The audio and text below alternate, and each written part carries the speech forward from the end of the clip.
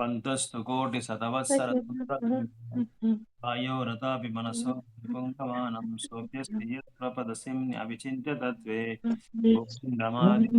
पुरुषं तमहं भजामि। एकोऽप्यसो रचयितं जगदण्डकोटिं यच्छक्तिरस्ति जगदण्डशटादनन्तः अण्डान्तरस्तं गोविन्दमादिपुरुषामि। पुरुषं तमहं भजामि। यद्भावभाविता धियो मतस्तथैव सम्प्राप्य रूपमहिमा सनायनभूषः सुखैर्यम् एव निगमा प्रदितैः स्तुवन्ति पुरुषं तमहं भजामि। आनन्दचिन्मय प्रतिभाविताभिस्ताभिर्य एव निजरूपतया कलाभिः गोलोक एव निवसति अखिलात्मभूतो गोविन्दमादिपुरुषं तमहं भजामि। गोविन्दमादिपुरुषं श्रीमाञ्जनचुरितभक्तिविलोचनेन सन्तः हृदयेषु विलोकयन्ति सन्तः सदैव हृदयेषु विलोकयन्ति श्यामसुन्दरम् अचिन्त्य गुणस्वरूपम् श्यामसुन्दरमचिन्त्य गुणस्वरूपं गोविन्दमादिपुरुषं तमहं भजामि। भजामि। रामादिमूर्तिशिखलान्वयेन तिष्ठन् रामावतारमकरोद भुवनेषु किन्तु संभवत् परमः पुमानो स्वयं सम्भवत् परमः पुमानयो गोविन्दमादिपुरुषं तमहं भजामि।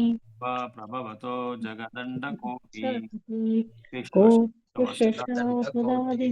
कोटिश्वशेषवसुधादिविभूतिभिन्नम् तत्प्रभुनिष्कलमनन्तमशेषभूतम् माया हि यस्य दण्डशतानि जगदण्डशतानि सूते त्रैगुण्यतद्विषयवेदवितायमाना सत्त्वावलम्बि परसत्त्वं विशुद्धसत्त्वं पुरुषं तमहं भजामि। आनन्दचिन्मया प्राणेन मनस्सु यः लीलायतेन भवनानि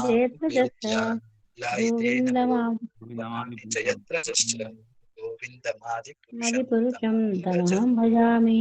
लोकगणानि निजदां तदेच तस्य देवी महेशारी महेशहरिदामसि तेषु तेषु कामतेषु ते ते प्रभावनिचयाः विहितश्च येन गोविन्दमादिपुरुषं गोविन्दमादिपुरुषं तमहं तमहं भजामि। भजामि। सृष्टि स्थिति प्रलय साधन सृष्टिस्थितिप्रलयसाधनशक्तिरेखा छायेव छाये यस्य वयस्य भुवनानि भवनानि बिभर्ति बिभर्ति दुर्गा दुर्गा इच्छानुरूपः इच्छानुरूपमपि यस्य च चेष्टचेषा गोविन्दमादिपुरुषं गोविन्दमादिपुरुषं तमहं तमहं भजामि। भजामि। जायते न हि ततः पृथगस्ति हेतो सम्भुतम् अपि शम्भुतामपि तथा समुपैति कार्यात् गोविन्दमादिपुरुषं तमहं गोविन्दमादिपुरुषं भजामि। तमहं भजामि। दीपार्चिरेव दशान्तरमभ्युपेत्य दीपायिते दीपायते विवृता वृतो वृतो हेतुसमानधर्मा समानधर्मा यस्तादृगेव हि च यस्तद्वैतया विष्णुतया विभाति विभाति गोविन्दमादिपुरुषं गोविन्दमादिपुरुषं तमहं तमहं भजामि। भजामि। काणर्वजलै तस्मदि संयोगः निद्रम् अजगदण्डसरोमकोपः आधारशक्तिमलभ्य परं समूर्ति गोविन्दमादिपुरुषं तमहं भजामि। यस्यैकनिष्वस्थितकलामतां जीवन्ति लोमविरजाजगदण्डनाथा विष्णोर्महान् स कलाविशेषो कलाविशेषो गोविन्दमादिपुरुषं गोविन्दमादिपुरुषं तमहं तमहं भजामि। भास्वान् यथा स्म सकलेषु निजेषु तेजः तेजः स्वीयं कियत् प्रकटयत् तदिदं कितत्वदत्र ब्रह्मा एष जगदण्डविधानकर्ता गोविन्दमादिपुरुषं गोविन्दमादिपुरुषं तमहं तमहं भजामि भजामि यत्पादपल्लवयुगं कुम्भा कुम्भः तदैवं द्वन्द्वे प्रणमासमये प्रणामसमये प्रणादिराज सगनादिराजः विघ्नान् विहन्तुमलमस्य जगत्त्रयस्य गोविन्दमादिपुरुषं गोविन्दमादिपुरुषं तमहं तमहं भजामि भजामि गगनमं गगनश्च बोधश्च कालास्तथात्मयसेति जगत्त्रयात् कलशततात्मनस्थिति जगत्त्रयानि तस्माद् यस्मात् भवन्ति विभवन्ति विशन्त्यं च गोविन्दमादिपुरुषं तमहं भजामि यच्चक्षुषुरेश सविता सकलग्रहाणां राजा राजा समस्तसुरमूर्तिरशेष तेजः समस्तसुरमूर्तिरशेषतेजः यस्याज्ञया यस्यज्ञया ब्रह्मति ब्रह्मति संवृतकालचक्रो संवृत्तकालचक्रो गोविन्दमादि गोविन्दमादिपुरुषं तमहं भजामि भजामि धर्मो अथ पापनिचयः श्रुतयस्तपांसि ब्रह्मकीटपतगपतयश्च जीवः यद्दत्तमत्र विभवा प्रकटप्रभावा गोविन्दमादिपुरुषं तमहं भजामि यस्त्वेन्द्रगोपमतवेन्द्रमहोस्वकर्मा बन्धानुरूपफलभाजनमातनोति कर्माणि निर्दहति किन्तु च भक्तिभाजाम् गोविन्दमादिपुरुषं गोविन्दमादिपुरुषं तमहं तमहं भजामि भजामि यं यं क्रोधकामसहजा क्रोधकामसहजप्रणयादिभीतिः प्रणयादिभीतिः वात्सल्यमोहपूर्वसेवभावै वात्सल्यमोहपूर्वगौरवसेव्यभावै संचित्यतस्य सञ्चित्यतस्य सदृशीं तनुमपूर्तिः तनुमापुरेति गोविन्दमादिपुरुषं गोविन्दमादिपुरुषं तमहं तमहं भजामि भजामि श्रियः श्रियः कान्तः कान्तः परमपुरुषः परमापुरुषः कल्पतरुः धूर्मा धूर्मा भूमिश्चिन्तामणि भूमिश्चिन्तामणिगणमयितो गणामहितोऽमृता यमृतः गङ्गागानं नाट्यं नाट्यं गमनम् गमनमपि अपि वंशे वंशप्रियसखी प्रियसखी चिदानन्दं ज्योतिं परमपि तदास्वाद्यम् अपि च स यत्र क्षीराब्धिः श्रवति सुरभिपयश्च सुमहान् निमेषार्धाख्यो वा व्रजति न हि यत्रापि समयः भजे भजे श्वेतद्वैपं श्वेतद्वीपं तमहमपि तमहं अहोलोकं द्वितीयम् यगोलोकैतिहम् इदं विदन्तस्ते तस्य शन्तः सुहृतं क्षितिविरलाचारः कटिपये हरे कृष्णा हरे हरे कृष्ण कृष्ण कृष्ण कृष्ण कृष्ण हरे हरे हरे हरे राम हरे हरे राम राम राम हरे हरे श्री ब्रह्म संहिता की जय जय जय पाद की जय जय गौर प्रेमानंदे हरे बोल ओम नमो भगवते वासुदेवाय ओम नमो भगवते वासुदेवाय नमो भगवते वासुदेवाय ओम नमो ओम भगवते नमो भगवते वासुदेवाय वासुदेवाय ओम ओम नमो भगवते वासुदेवाय वासुदेवाय नारायणं नमस्कृत्यं नरं चैव नरोत्तमं देवीं सरस्वतीं व्यासं भद्रेषु नित्यं सेवया भगवते उत्तमश्लोके भगवति नैस्तिकी मुखां करोति वाचालं गिरिं यत्कृपातं वन्दे श्रीगुरुं दीनदारिणं परमानन्दमाधवं எல்லா பக்தர்களையும் இந்த பக்தி ரசாமிருத சிந்து வகுப்புக்கு வரவேற்கிறோம். సో ఇక్కడ తమిళ్ అందరూ కನ್ನಡ వాళ్ళు తెలుగు వాళ్ళే కదా, ತಮಿಳ್ వాళ్ళు ఎవರು లేదు ಅನ್ಕೊಂತಾನೆ, ತಮಿಳ್ ಡಿವೋಟೀಸ್. ಸೊ ನಾವು ಕನ್ನಡದಲ್ಲೇ ಸ್ಟಾರ್ಟ್ ಮಾಡ್ಬೋದು ಅಂತ ನನಗೆ ಅನ್ಸುತ್ತೆ. ಯಾರಾದ್ರೂ ತಮಿಳ್ ಡಿವೋಟಿ ಬಂದ್ರೆ ನಾವು ಲ್ಯಾಂಗ್ವೇಜ್ ಚೇಂಜ್ ಮಾಡ್ಕೊಳ್ಳೋಣ, ಸಬ್ಜೆಕ್ಟ್ ಚೇಂಜಸ್. ಓಕೆ, ಸೊ ಭಕ್ತಿ ರಸಾಮೃತ ಸಿಂಧು ಎಲ್ಲಿ ಸ್ಟಾಪ್ ಮಾಡಿದ್ವಿ? ಯಾರಿಗಾದ್ರೂ ಗೊತ್ತಾ ಡಿವೋಟೀಸ್ಗೆ? ನಮ್ಮ ಡಿವೋಟೀಸ್ಗೆ ಯಶೋಧ ಮಾತಾಜಿ ಮಾರ್ಕ್ ಮಾಡಿದ್ರಲ್ಲ ನೀವು? ಮಾಡಿಟ್ಟಿದ್ದೀನಿ ಪ್ರಭು. ಎಲ್ಲಿ ಸ್ಟಾಪ್ ಮಾಡಿದ್ರಿ ಹೇಳಿ ಮಾತಾಜಿ? ಅದೇ ಹೋಗಿ ಗೀತಾ ಮಾತಾಜಿ ಭಕ್ತಿ ರಸಾಮೃತ ಪುಸ್ತಕ ಓಪನ್ ಮಾಡ್ಕೊಳ್ಳಿ. ಐಕ್ಯ ಜಗತ್ತಿನ ಬದುಕಿನಿಂದ ಮುಕ್ತಿಯು ಕೂಡ ಅವನಿಗೆ ಬೇಡ ಎಂದಿದ್ದಾನೆ. ಇಲ್ಲಿಗೆ ನಿಲ್ಸಿದೆ ಪ್ರಭು, ಸ್ಟಾರ್ಟ್ ಆಗ್ಬೇಕಾಗಿರೋದು. ಅದೇ ರೀತಿ ಕಾರ್ತಿಕ ಮಾಸದಲ್ಲಿ ಅಕ್ಟೋಬರ್ ನವೆಂಬರ್ ಆಚರಿಸಲಾಗುವ ಧಾರ್ಮಿಕ ವಿಧಿಯನ್ನು ಕುರಿತಂತೆ ಪದ್ಮ ಪುರಾಣದಲ್ಲಿ ವರ್ಣನೆ ಇದೆ. ಇಲ್ಲಿಗೆ ಸ್ಟಾರ್ಟ್ ಮಾಡ್ಬೇಕು ಪ್ರಭು. ಪದ್ಮ ಪುರಾಣದಲ್ಲಿ ಅದೇ ರೀತಿ ಕಾರ್ತಿಕ ಮಾಸದಲ್ಲಿ ಸ್ಟಾರ್ಟಿಂಗ್ 4ನೇ ಅಧ್ಯಾಯ. ಕಾರ್ತಿಕ ಮಾಸನ ಅದಾಗೋಯ್ತಲ್ಲ, ಕಾರ್ತಿಕ ಮಾಸದ ಬಗ್ಗೆ ಎಲ್ಲ ಓದಿದಾಯ್ತಲ್ಲ, ದಾಮೋದರ ಆಡ್ತಿದಲ್ಲ, ಅದೇ ಇದು ಅದಾಯ್ತು ನೋಡಿ, ಅದೆಲ್ಲ ಆಯ್ತು. ಕಾರ್ತಿಕ್ ಮಾಸದ ಆಯ್ತು ಅನ್ಕೊಂತೀನಿ. ಕಾರ್ತಿಕ್ ಮಾಸದ ಬಗ್ಗೆ ಹೇಳಿದ್ದಾಯ್ತು. ಮಾಡಿ ಇಟ್ಟಿದ್ದೀನಿ ಪ್ರಭು, ಅಲ್ಲಿಗಿದೆ. ಸರಿ, ಓದಿ. ನೆಕ್ಸ್ಟ್ ಓದಿ. ನೆಕ್ಸ್ಟ್ ಒಂದೆರಡು ಲೈನ್ ಓದಿ. ಅದೇ ರೀತಿ ಕಾರ್ತಿಕ ಮಾಸದಲ್ಲಿ ಅಕ್ಟೋಬರ್ ನವೆಂಬರ್ ಆಚರಿಸಲಾಗುವ ಧಾರ್ಮಿಕ ವಿಧಿಯನ್ನು ಕುರಿತಂತೆ ಪದ್ಮ ಪುರಾಣದಲ್ಲಿ ವರ್ಣನೆ ಇದೆ. ಓದಿ ಓದಿ. ಕಾರ್ತಿಕದಲ್ಲಿ ದಿನಂಪ್ರತಿ ಕೃಷ್ಣನನ್ನು ಅವನ ದಾಮೋದರ ರೂಪದಲ್ಲಿ ಪೂಜಿಸುವುದು ಬೃಂದಾವನದಲ್ಲಿ ವಾಡಿಕೆ. ಕೃಷ್ಣನ ಬಾಲ್ಯದಲ್ಲಿ ಅವನನ್ನು ಅವನ ತಾಯಿ ಯಶೋದೆಯು ಹಗ್ಗದಿಂದ ಬಿಗಿದು ಕಟ್ಟಿ ಹಾಕುವುದನ್ನು ಅವನ ದಾಮೋದರ ರೂಪವು ಸೂಚಿಸುತ್ತದೆ. ದಾಮ ಎಂದರೆ ಹಗ್ಗಗಳು ಹಾಗೂ ಉದರ ಎಂದರೆ ಹೊಟ್ಟೆ. ತಾಯಿ ಯಶೋದೆಯು ತನ್ನ ತುಂಟ ಮಗನ ಚೇಷ್ಟೆಗಳಿಂದ ಕೋಪಗೊಂಡು ಕೃಷ್ಣನ ಹೊಟ್ಟೆಗೆ ಹಗ್ಗ ಬಿಗಿದು ಕಟ್ಟಿ ಹಾಕಿದಳು. ಈ ಕಾರಣ ಕೃಷ್ಣನಿಗೆ ದಾಮೋದರ ಎಂದು ಹೆಸರು ಬಂದಿದೆ. ಕಾರ್ತಿಕ ಮಾಸದಲ್ಲಿ ದಾಮೋದರನನ್ನು ಕುರಿತು ಹೀಗೆಂದು ಪ್ರಾರ್ಥಿಸಲಾಗುತ್ತದೆ. ಪ್ರಿಯ ಪ್ರಭುವೇ, ನೀವು ಸಕಲ ಕ್ಲೇಶಕ್ಕೂ ಒಡೆಯ, ಸಕಲ ವರ ಪ್ರದಾಯಕ, ಅವರವರ ಭಕ್ತರಿಗೆ ಆಗಾಗ ವರಗಳನ್ನು ದಯಪಾಲಿಸುವ ಬ್ರಹ್ಮ ಹಾಗೂ ಶಿವನಂತಹ ಅನೇಕ ದೇವತೆಗಳಿದ್ದಾರೆ. ಉದಾಹರಣೆಗೆ ರಾವಣನಿಗೆ ಶಿವನು ಅನೇಕ ವರಗಳನ್ನು ದಯಪಾಲಿಸಿದ.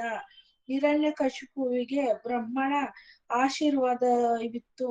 ಆದರೆ ಬ್ರಹ್ಮ ಹಾಗೂ ಶಿವನು ಭಗವಾನ್ ಕೃಷ್ಣನು ನೀಡುವ ವರಗಳನ್ನು ಅವಲಂಬಿಸಿಕೊಂಡಿದ್ದಾರೆ. ಆದ್ದರಿಂದ ಕೃಷ್ಣನನ್ನು ಎಲ್ಲಾ ಪರೋಪಕಾರಿಗಳ ಪ್ರಭು ಎಂದು ಸಂಬೋಧಿಸಲಾಗಿದೆ. ಓದ್ಲಾ ಪ್ರಭು ಮುಂದಕ್ಕೆ? ಹೀಗಾಗಿ ಭಗವಾನ್ ಕೃಷ್ಣನು ಅವನ ಭಕ್ತರಿಗೆ ಬೇಕಾದ್ದೆಲ್ಲವನ್ನೂ ನೀಡಬಲ್ಲ. ಹೀಗಿದ್ದು ಭಕ್ತನ ಪ್ರಾರ್ಥನೆಯಂತೂ ಮುಂದುವರೆದೇ ಇರುತ್ತದೆ. ನಾನು ಮುಕ್ತಿಯನ್ನಾಗಲಿ ಅಥವಾ ಮುಕ್ತಿಯವರಿಗೆ ಐಕ್ಯ ಸೌಲಭ್ಯಗಳನ್ನಾಗಲಿ ಬೇಡುವುದಿಲ್ಲ. ನಾನು ನಿಜವಾಗಿ ಬಯಸುವುದೇನೆಂದರೆ ನಾನು ನಿನ್ನನ್ನು ಈಗಿನ ದಾಮೋದರ ರೂಪದಲ್ಲಿ ಸದಾ ಕಾಣುತ್ತಿರಬೇಕು.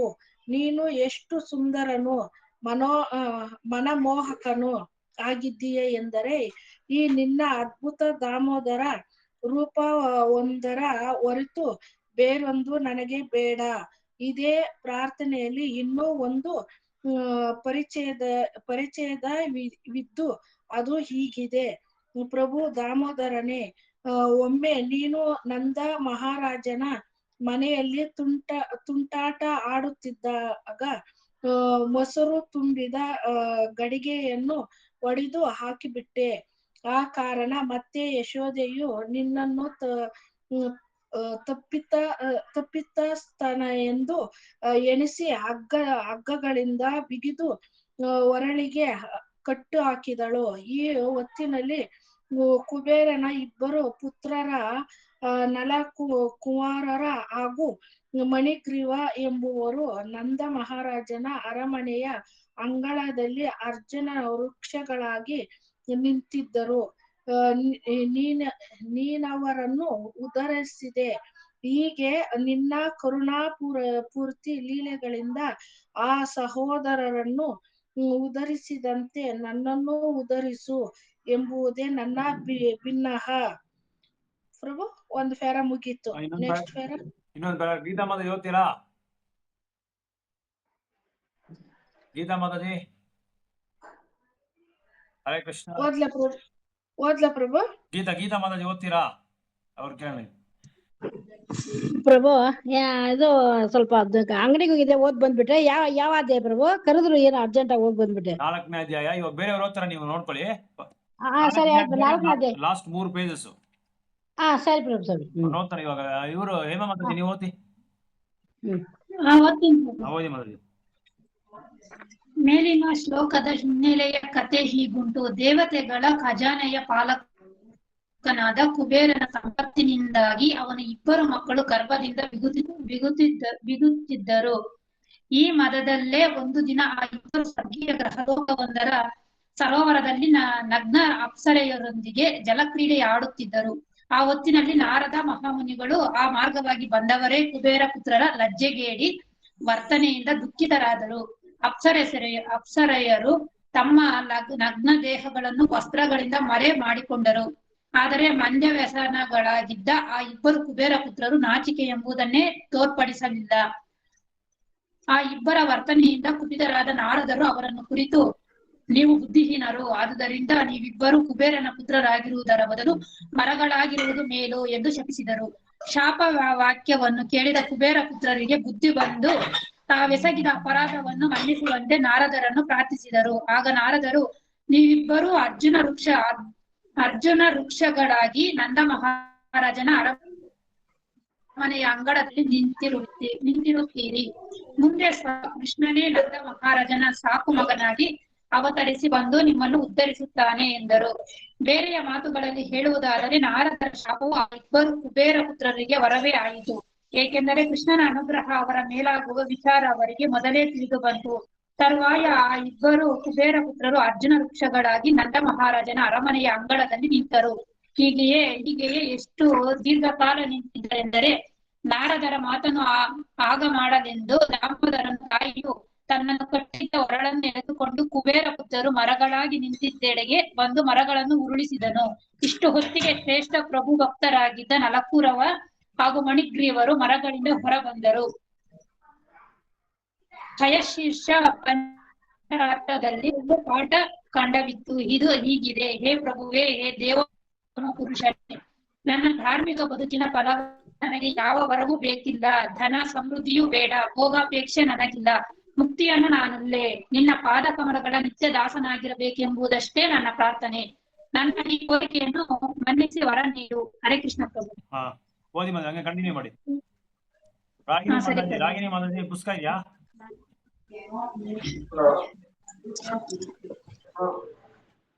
ಹೇಮ ಮಾತಾಡಿ. ಸರಿ. ಹರೇ ಕೃಷ್ಣ ಪ್ರಭು. ಯಾವ್ದೇ ಪ್ರಭು ಭಕ್ತಿ ರಸಮೃತ ಸಿಂಧು ತಾನೇ ಅವನ್ ಮಾತಾಡ್ತೆ. 4వ ಅಧ್ಯಾಯ ಪ್ರಭು. 4వ ಅಧ್ಯಾಯ ಮಮ್ಮೀರ ನಿಮಗೆ ಚೂಸ್ಕೊಂಡು ಅವ್ರು ಚೇವ್ತಾರೆ ಬಿಡು. ಹೇಮ ಮಾತಾಡಿ ಚೇವ್ತಾರೆ. ಹೇಳಿ, ಓದಿ ಮಾತಾಡಿ. ಅದೇ ಹಯಶೀರ್ಷಿ ಪಾತ್ರದಲ್ಲಿ ಇನ್ನೂ ಒಂದು ಮಾತಿದ್ದು, ಅದು ಹೀಗೆ. ಹೇಮ ಪೇಜ್ ನಂಬರ್ ಹೇಳಿ ಎಲ್ಲರಿಗೂ ಕನ್ನಡದಲ್ಲಿ. 46 ಪ್ರಭು. ಇದ್ರ 46 ಕನ್ನಡದಲ್ಲಿ ಪೇಜ್ ನಂಬರ್. ಇವಾಗ ಓದ್ತಾ ಇರೋದು ಕನ್ನಡದಲ್ಲಿ ಪೇಜ್ ನಂಬರ್ 46. ಓದಿ. 4ನೇ ಅಧ್ಯಾಯ. ಅದೇ ಹಯಶೀರ್ಷ ಪಂಚರಾತ್ರದಲ್ಲಿ ಇನ್ನೂ ಒಂದು ಮಾತಿದ್ದು, ಅದು ಹೀಗೆ. ಪ್ರಹ್ಲಾದ ಮಹಾರಾಜನಿಗೆ ನೃಸಿಂಹ ದೇವರು ವರ ನೀಡ ಬಯಸಿದನು. ಪ್ರಹ್ಲಾದನಾದರೋ ತನಗೆ ಯಾವ ಐಹಿಕ ವರವೂ ಬೇಡವೆಂದದ್ದಲ್ಲದೆ ನಿರಂತರ ಪ್ರಭು ದಾಸನಾಗಿರುವುದೊಂದೇ ಸಾಕೆಂದನು. ಈ ಸಂಬಂಧದಲ್ಲಿ ಪ್ರಹ್ಲಾದ ಮಹಾರಾಜನು ರಾಮಚಂದ್ರ ಪ್ರಭುವಿನ ನಿರಂತರ ದಾಸನಾದ ಹನುಮಂತನ ದೃಷ್ಟಾಂತವನ್ನು ನೀಡಿ, ಅವನು ಭಗವಂತನಿಂದ ತನಗೆ ಯಾವ ವರವೂ ಬೇಡವೆಂದನ್ನು ಎತ್ತಿ ಹೇಳಿದನು. ಹನುಮಂತನು ಸದಾ ಪ್ರಭು ಸೇವೆಯಲ್ಲಿಯೇ ಇದ್ದು ಬಿಟ್ಟನು. ಅವನ ಆದರ್ಶ ಗುಣ ಆ ಬಗೆಯದು. ಅದೇ ಭಕ್ತರು ಹನುಮಂತನನ್ನು ಈಗಲೂ ಪೂಜಿಸುತ್ತಾರೆ. ಪ್ರಹ್ಲಾದ ಮಹಾರಾಜನು ಕೂಡ ಹನುಮಂತನಿಗೆ ತನ್ನ ಭಕ್ತಿಪೂರ್ವಕ ನಮಸ್ಕಾರಗಳನ್ನು ಸಮರ್ಪಿಸಿದನು. ಹನುಮಂತನ ಬಾಯಿಯಿಂದ ಬಂದ ಒಂದು ಶ್ಲೋಕವಿದ್ದು, ಅದರ ಅರ್ಥ ಹೀಗುಂಟು: ಪ್ರಿಯ ಪ್ರಭುವೇ, ನೀನು ಇಷ್ಟಪಟ್ಟಲ್ಲಿ ಈ ಐಹಿಕ ಬಾಳಿನಿಂದ ನನಗೆ ಮುಕ್ತಿಯನ್ನು ಕರುಣಿಸಬಲ್ಲೆ. ನಾನು ನಿನ್ನಲ್ಲಿ ಒಂದಾಗುವಂತೆಯೂ ಮಾಡಬಲ್ಲೆ. ನನಗೆ ಇದೊಂದು ಬೇಡ. ಮುಕ್ತಿ ಸಿಕ್ಕಿದ ಬಳಿಕ ನಿನ್ನೊಡನೆ ನನಗಿರುವ ಒಡೆಯ ದಾಸನ ನಂಟನ್ನು ಕುಗ್ಗಿಸುವ ಯಾವುದೂ ನನಗೆ ಬೇಡ. ನಾರದ ಪಂಚರಾತ್ರದಲ್ಲಿಯೂ ಇಂತಹುದೇ ಒಂದು ವ್ಯಾಖ್ಯೆ ಉಂಟು. ಅದು ಹೀಗುಂಟು: ಪ್ರಿಯ ಪ್ರಭುವೇ, ಕರ್ಮಕಾಂಡೀಯ ತಪೋಯಜ್ಞಗಳನ್ನು ಆಚರಿಸಿ ಸಿದ್ಧಿಗಳಿಸುವುದನ್ನು ನಾನೊಲ್ಲೆ. ಧನ, ಸಂಪತ್ತು, ಇಂದ್ರಿಯ ತೃಷ್ಟಿ ಹಾಗೂ ಮುಕ್ತಿ ಇವು ಕೂಡ ನನಗೆ ಬೇಡ. ನಾನು ಸದಾ ನಿನ್ನ ಪಾದಾಂಬುಜಗಳಡಿ ಇರುವಂತೆ ಅನುಗ್ರಹಿಸು. ಸಾಲೋಕ್ಯ, ನೀನಿರುವ ಗ್ರಹಲೋಕವಾಸ, ಮುಕ್ತಿಯಾಗಲಿ ಇಲ್ಲವೇ ಸಾರೂಪ್ಯ, ನಿನ್ನ ದೇಹ ಲಕ್ಷಣಗಳನ್ನೇ ನಾನು ಹೊಂದಿರುವುದು, ಮುಕ್ತಿಯಾಗಲಿ ನನಗೆ ಬೇಡ. ನಾನು ಸದಾ ನಿನ್ನ ಪ್ರೇಮ ಸೇವೆಯಲ್ಲಿ ತೊಡಗಿರುವಂತೆ ಅನುಗ್ರಹಿಸು, ಅಷ್ಟೇ ಸಾಕು.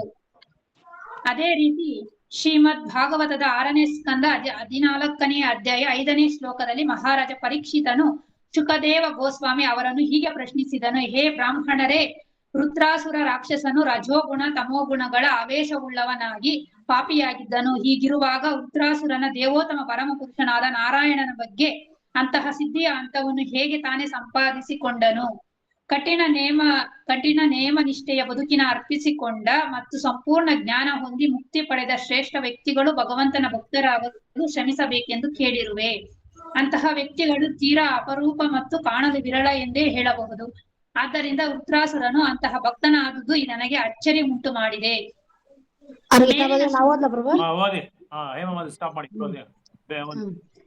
ಮೇಲಿನ ಶ್ಲೋಕದಲ್ಲಿ ನಾವು ಬಹು ಮುಖ್ಯವಾಗಿ ಗಮನಿಸಬೇಕಾದ ಅಂಶವೇನೆಂದರೆ, ಬ್ರಾಹ್ಮಣ್ ಅಸ್ತಿತ್ವದೊಂದಿಗೆ ಮಿಲನವಾಗಿರುವ ಅನೇಕ ಮುಕ್ತ ವ್ಯಕ್ತಿಗಳು ಇರಬಹುದು.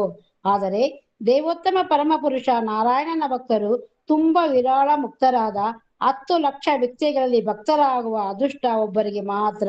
ಅದೇ ರೀತಿ ಶ್ರೀಮದ್ ಭಾಗವತ ಮೊದಲನೆಯ ಸ್ಕಂದದಲ್ಲಿ 8ನೇ ಅಧ್ಯಾಯ ಶ್ಲೋಕ 20 ಒಂದು ಪ್ರಸಂಗವಿದೆ.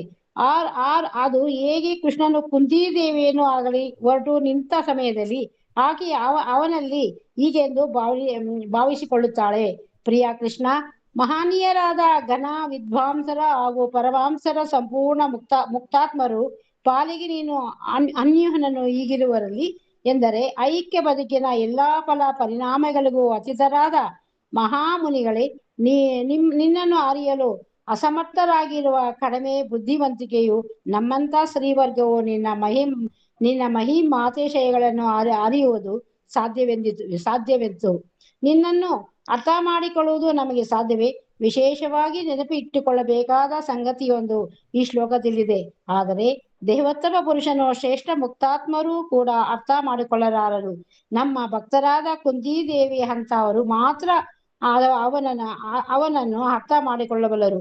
ಕುಂತಿದೇವಿಯು ಸ್ತ್ರೀಯಾಗಿದ್ದು ಗಂಡಸರಿಗಿಂತ ಕಡಿಮೆ ಬುದ್ಧಿಮತೆಯೇ ಉಳ್ಳವಳು ಎಂದು ಪರಿಗಣಿಸಲಾಗಿದ್ದರೂ ಕೃಷ್ಣನ ಮಹಿಮಾತೆಗಳನ್ನು ಅರ್ಥ ಮಾಡಿಕೊಂಡಳು ಎಂಬುದೇ ಪ್ರಸ್ತುತ ಶ್ಲೋಕದ ಭಾವಾರ್ಥ. ಶ್ರೀಮದ್ ಭಾಗವತ ಮೊದಲನೆಯ ಸ್ಕಂದದಲ್ಲಿ 7ನೇ ಅಧ್ಯಾಯ ಶ್ಲೋಕ 10 ಬಹು ಮುಖ್ಯವಾದ ಇನ್ನೊಂದು ಶ್ಲೋಕವಿದೆ. ಅದನ್ನು ಆತ್ಮರಾಮ ಶ್ಲೋಕ ಎಂದು ಕರೆಯುತ್ತಾರೆ. ಶ್ಲೋಕದಲ್ಲಿ ಹೇಳಲಾಗಿರುವುದು ಇದು: ಐಹಿಕ ಕಲ್ಮಶಗಳಿಂದ ಮುಕ್ತರಾದವರು ಕೂಡ ಕೃಷ್ಣನ ಲೋಕಾಂತರ ಗುಣಗಳಿಂದ ಆಕರ್ಷಿತರಾಗುತ್ತಾರೆ. ಆತ್ಮರಾಮ ಶ್ಲೋಕದ ಭಾವಾರ್ಥ ಹೀಗುಂಟು: ಮುಕ್ತಾತ್ಮನಿಗೆ ಐಕ್ಯ ಭೋಗ ಶಕ್ತಿ ಕಿಂಚಿಂತೂ ಇರುವುದಿಲ್ಲ. ಎಲ್ಲಾ ಬಗೆಯ ಲೌಕಿಕ ಅಪೇಕ್ಷೆಗಳಿಂದಲೂ ಅವನು ಪೂರ್ಣ ಮುಕ್ತನಾಗಿರುತ್ತಾನೆ. ಹೀಗಿದ್ದು ಭಗವಂತನ ಲೀಲೆಗಳನ್ನು ಶ್ರವಣದ್ವಾರ ಅರ್ಥ ಮಾಡಿಕೊಳ್ಳುವ ಅದಮ್ಯ ಆಕಾಂಕ್ಷೆ ಅವನಿಗಿರುತ್ತದೆ. ಆದ್ದರಿಂದ ಭಗವಂತನ ಮಹಿಮೆ ಹಾಗೂ ಲೀಲೆಗಳು ಐಕಲ್ಲವೆಲ್ಲವೆಂದು ನಾವು ನಿರ್ಣಯಿಸಿಕೊಳ್ಳಬಹುದಾಗಿದೆ. ಹೀಗಿರದಿದ್ದಲ್ಲಿ ಆತ್ಮರಾಮರೆಂದು ಪ್ರಸಿದ್ಧರಾದ ಮುಕ್ತಾತ್ಮರು ಭಗವಂತನ ಲೀಲೆಗಳಿಂದ ಆಕರ್ಷಿತರಾಗಿರ್ತಾರೆ. ಹೀಗೆ ಈ ಶ್ಲೋಕದ ಮುಖ್ಯ ಭಾವವು ಇದೆ. 5 ಬಗೆಯ ಮುಕ್ತಿಯ ಘಟನೆಗಳಲ್ಲಿ ಭಕ್ತರು ಯಾವುದು ಅಪೇಕ್ಷಿಸುವುದಿಲ್ಲವೆಂಬುದು ಮೇಲಿನ ಹೇಳಿಕೆಯಿಂದ ಹೊರಹೊರಡುವ ಅಂಶವಿದೆ. ಈಗಾಗಲೇ ಹೇಳಲಾಗಿರುವಂತೆ ಮುಕ್ತಿಯಲ್ಲಿ 5 ಬಗೆಯುಂಟು. 1. ಭಗವಂತನಲ್ಲಿ ಒಂದಾಗುವುದು. 2. ಪ್ರಭು ವಾಸಿಸುವ ಗೃಹಲೋಕದಲ್ಲೇ ವಾಸ ಮಾಡುವುದು. 3.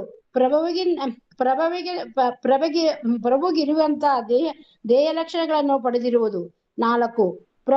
ಪ್ರಭು ವಿನಿಷ್ಠವೇ ಸಂಪತ್ತಾಮೃದ್ಧನಾಗಿರುವುದು. ಮತ್ತು 5. ಸದಾ ಪ್ರಭು ಸಂಪರ್ಕದಲ್ಲಿರುವುದು. ಈ 5 ಮುಕ್ತಿಯ ಘಟನೆಗಳಲ್ಲಿ ಸಾಯುಜ್ಯ ಪ್ರಭುವಿನಲ್ಲಿ ಒಂದಾಗುವುದು ಎಂದು ಕರೆಯಲಾಗುವ ಒಂದನ್ನು ಭಕ್ತನು ಪಡೆಯಲು ಬಯಸುವುದಿಲ್ಲ. ಉಳಿದ 4 ಬಗೆಯ ಮುಕ್ತಿಗಳನ್ನು ಭಕ್ತರು ಅಪೇಕ್ಷಿಸುವುದಿಲ್ಲವಾದರೂ ಅವು ಭಕ್ತಿಯ ಆದರ್ಶಗಳಿಗೆ ಹೊರತಂತಾವುದಿಲ್ಲ. ಈ 4 ಬಗ್ಗೆ ಓಂ ಅಜ್ಞಾನತಿಮಿರಂಧಸ್ಯ ಜ್ಞಾನಾಂಜನಶಲಾಕಯ ಚಕ್ಷುರುನ್ಮಿಲಿತಮೇನ ತಸ್ಮೈ ಶ್ರೀ ಗುರುವೇ ನಮಃ. ಜೈ ಶ್ರೀ ಕೃಷ್ಣ ಚೈತನ್ಯ ಪ್ರಭು ನಿತ್ಯಾನಂದ ಶ್ರೀ ಅದ್ವೈತ ಭಕ್ತವೃಂದ. ಹರೇ ಕೃಷ್ಣ ಹರೇ ಕೃಷ್ಣ ಹರೇ ಕೃಷ್ಣ ಕೃಷ್ಣ ಕೃಷ್ಣ ಹರೇ ಹರೇ ಹರೇ ರಾಮ ರಾಮ ಹರೇ ರಾಮ ರಾಮ ರಾಮ ಹರೇ. ಸೊ ಈ ಅಧ್ಯಾಯದಲ್ಲಿ ಪ್ರಭುಪಾದರವರು ಮುಕ್ತಿಗಿಂತ ಭಕ್ತಿ ತುಂಬಾ ಅತೀತವಾದದ್ದು ಅಂತ ಹೇಳೋದಿಕ್ಕೆ, ಅದನ್ನ ನಿರೂಪಿಸೋದಿಕ್ಕೆ ಏನ್ ಮಾಡ್ತಾ ಇದ್ದಾರೆ ಪ್ರಭುಪಾದರು ಏನ್ ಮಾಡಿದ್ದಾರೆ ಅಂದ್ರೆ, ಸಾಕಷ್ಟು ಪ್ರಮಾಣಗಳು ತಗೊಂಡಿದ್ದಾರೆ. ಶಾಸ್ತ್ರಗಳಿಂದ, ಭಾಗವತಮಿಂದ ತಗೊಂಡಿದ್ದಾರೆ, ಪದ್ಮ ಪುರಾಣದಿಂದ ತಗೊಂಡಿದ್ದಾರೆ, ಮತ್ತೆ ರಾಮಾಯಣದಿಂದ ತಗೊಂಡಿದ್ದಾರೆ. ಈ ತರ ಈ ಮುಕ್ತಿಗಳು 5 ವಿಧವಾದ ಮುಕ್ತಿಗಳಿದೆ. 5 ಮುಕ್ತಿಗಳಿಗಿಂತ ಭಕ್ತಿ ಬಂದು ತುಂಬಾ ತುಂಬಾ ಮಹೋನ್ನತವಾದದ್ದು ಅಂತ ನಮಗೆ ಹೇಳೋದಿಕ್ಕೆ, ನಮಗೆ ಅರ್ಥ ಆಗೋದಿಕ್ಕೆ ಪ್ರಭುಪಾದರು ಇಷ್ಟು ಕಷ್ಟಪಟ್ಟು ಹಲವಾರು ಶಾಸ್ತ್ರಗಳ ನಿರೂಪಣೆ ಉಲ್ಲೇಖನ ತಗೊಂಡಿದ್ದಾರೆ. ಅದರಲ್ಲಿ ಇವತ್ತು ಓದಿದ್ ನಾವು ದಾಮೋದರ ಮಾಸ, ನಿಮ್ಗೆಲ್ರಿಗೂ ಗೊತ್ತು ಅದ್ರ ಬಗ್ಗೆ. ಯಾಕಂದ್ರೆ ಅದ್ರ ಬಗ್ಗೆ ಹೇಳಕ್ ಹೋದ್ರೆ ಬೇರೆದೆಲ್ಲ ಟೈಮ್ ಇದಾಗ್ಬಿಡುತ್ತೆ. ಸೊ ದಾಮೋದರ ಮಾಸದಲ್ಲಿ ಹೇಗೆ ಆ ಕುಬೇರನ ಮಕ್ಕಳ ಹೆಸರು ಏನು, ಯಾರಿಗಾದ್ರೂ ಗೊತ್ತಾ? ಯಶೋಧ ಮಾತಾಜಿ, ಕುಬೇರನ ಮಕ್ಕಳ ಹೆಸರು ಗೊತ್ತಾ?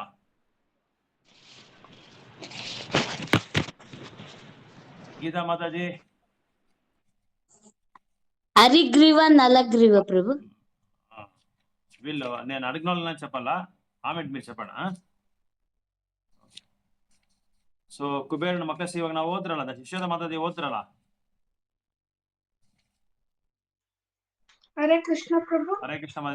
ನೀವು ಓದಿದ್ರಲ್ಲ ಈಗ ಫಸ್ಟ್ ಪ್ಯಾರಾಗ್ರಾಫ್, ಅದ್ರಲ್ಲಿ ನೋಡಿ ಅವ್ರ ಹೆಸರು ಇದೆ ನೋಡಿ, ನಲಕುವೇರ ಮಣಿಗ್ರೀವ. ಏನ್ ಅವ್ರ ಹೆಸರು? ನಲಕುವಾರ ಮಣಿಗ್ರೀವ ಅಂತ ಅವ್ರ ಹೆಸರು, ಕುಬೇರನ ಮಕ್ಕಳ ಹೆಸರು. ಸೊ ಇದ್ರ ಬಗ್ಗೆ ಪ್ರಭುಪಾದರು ಹೇಳ್ತಾ ಇದ್ದಾರೆ. ಅವರಿಬ್ರು ಯಾವ್ದದು ಸ್ವರ್ಗಲೋಕದ ಆ ಒಂದು ಗಂಧರ್ವದ ಸ್ತ್ರೀಗಳು ಬಂದ್ಮೇಲೆ ಅವ್ರ ಹತ್ರ ಜಲಕ್ರೀಡೆ ಆಗುವಾಗ ಅವರು ಇದು ಬಟ್ಟೆ ಹೇಳಿದಿರ ಅವ್ರ ಹತ್ರ ಡ್ಯಾನ್ಸ್ ಆಡ್ತಾ ಇರ್ತಾರೆ, ಅವ್ರ ಜೊತೆ ನೃತ್ಯ ಆಡ್ತಾ ಇರ್ತಾರೆ. ಅವಾಗ ನಾರದ ಮುನಿ ಬಂದು ಅವ್ರಿಗೆ ಮರ್ಯಾದೆ ಕೊಡ್ತೀರಾ, ಗೌರವ ಕೊಡ್ತಿರೋದಕ್ಕೆ ನಾರದ ಮುನಿ ಅವ್ರಿಗೆ ಏನ್ ಮಾಡ್ತಾರೆ, ಅವ್ರನ್ನ ಏನಾದ್ರು ಉದ್ಧಾರ ಮಾಡ್ಬೇಕು ಅಂತ ಹೇಳ್ಬಿಟ್ಟು ಅವ್ರಿಗೆ ಶಾಪನ್ನು ಕೊಟ್ಟು ಅವ್ರಿಗೆ ಉದ್ಧಾರನೂ ಮಾಡ್ತಾರೆ. ಅದೆಲ್ಲ ನಮ್ಗೆ ಗೊತ್ತು. ಅವರಿಬ್ಬರು ಆದ್ಮೇಲೆ ಅರ್ಜುನ ಟ್ರೀಸ್ ಇದರಲ್ಲಿ ನಂದ ಮಹಾರಾಜ್ ಅವರ ಒಂದು ಮೈದಾನದಲ್ಲಿ ಅವರು 2 ವೃಕ್ಷಗಳಾಗಿ ಜನ್ಮ ತಗೊಂತಾರೆ. ಆಮೇಲೆ ಕೃಷ್ಣ ಬಂದು ಮಡಕೆಗಳನ್ನೆಲ್ಲ ಹೊಡೆದ್ಬಿಟ್ಟು ಇದು ಯಶೋಧ ಮಾತಾಜಿ ಅವ್ರನ್ನ ಕಟ್ಟಾಕ್ತಾರೆ ಒಂದು ಒರಳು ತಗೊಂಡ್ಬಂದು ಅವ್ರಿಗೆ ಡಿ ಹೊಡಿತಾರೆ. ನಾನು ಚಿಕ್ಕದಾಗಿ ಬ್ರೀಫ್ ಆಗಿ ಹೇಳ್ತಾ ಇದ್ದೀನಿ. ಮೈನ್ ಪಾಯಿಂಟ್ ಏನು ಅಂತ ಇಲ್ಲ ಅಂದ್ರೆ, ಇವರು ದಾಮೋದರ ಆರತಿ ಹಾಡಿದವ್ರ ಮುನಿ ಹೆಸರೇನು? ಗೀತಾ ಮಾತಾಜಿ ಎಲ್ಲ ನೋಟ್ ಮಾಡ್ಕೊಳ್ಳಿ, ಯಶೋಧ ಮಾತಾಜಿ ನೋಟ್ ಮಾಡ್ಕೊಳ್ಳಿ. ದಾಮೋದರ ಅಮಾಸನದಲ್ಲಿ ನಾವು ದೀಪಾರತಿ ಮಾಡ್ತಿರಲ್ವಾ ಪ್ರತಿದಿನ, ಎಲ್ಲಾರ ಮನೆಗೆ ಹೋಗಿ ಮಾಡಿದ್ರಲ್ಲ ಅವತ್ತು, ಅದನ್ನ ಹಾಡಿರೋದು ಯಾರು?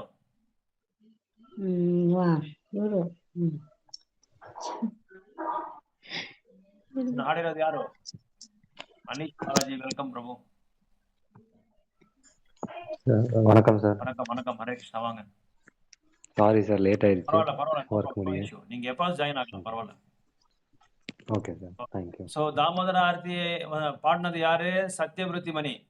யார்? என்ன? சத்யவிருத்தி மணி. அவரோட எக்ஸ்பிரஷன் எப்படி இருந்தது, அவர் என்ன சொன்னாரு? சோ இந்த பாடமே வந்து முக்கியமா முக்தியோட பக்தி ரொம்ப ரொம்ப உயர்ந்தமானது அப்படின்னு சொல்ல வராங்க. முக்தியோட பக்தி ரொம்ப ரொம்ப உயர்ந்தமானது. அதாவது 5 வகையான முக்திகள் இருக்கு. அந்த 5 விதமான முக்திகளை வந்து சாயுஜ்ய வந்து ரொம்ப ரொம்ப தேவையில்லாத ஒரு முக்தி அப்படின்னு சொல்லப்பட்டிருக்கு. அது வந்து தூய பக்தர்கள் வந்து என்னைக்குமே அந்த முக்திக்காக விருப்பப்பட மாட்டாங்க. சாயுஜ்யான்ற ஒரு முக்தி என்ன அப்படின்னா, பகவான் கிட்ட போய் ஒன்று சேர்றது, பகவான் கிட்ட போய் இணையிறது. அந்த முக்தி மட்டும் எனக்கு வேண்டாம் அப்படின்னு சொல்றாங்க. மற்ற 4 விதங்கள் வந்து சாரூப்யா, சாலோக்கியா, இந்த மாதிரி சாஸ்ட்ரி அதெல்லாம் இருக்கு. அது கூட பரவாயில்ல. ஆனா இந்த சாயுஜ்யான்ற ஒரு முக்தி இருக்கு பாருங்க, சாயுஜ்யா, இந்த முக்தி வந்து எங்களுக்கு வேண்டவே வேண்டாம் அப்படின்னு யார் சொல்றாங்க? தூயமான பக்தர்கள் சொல்றாங்க. இங்க எல்லாருக்குமே தமிழ் புரியுதுன்னு நினைக்கிறேன் இல்லையா? யாருக்காவது தமிழ் புரியலன்னா கொஞ்சம் சொல்லுங்க. ಪ್ರಭು ದಾಮೋದರ ಹಾಡಿರೋದು ಪ್ರಭು ಯಾರು? ಸತ್ಯವೃತಿ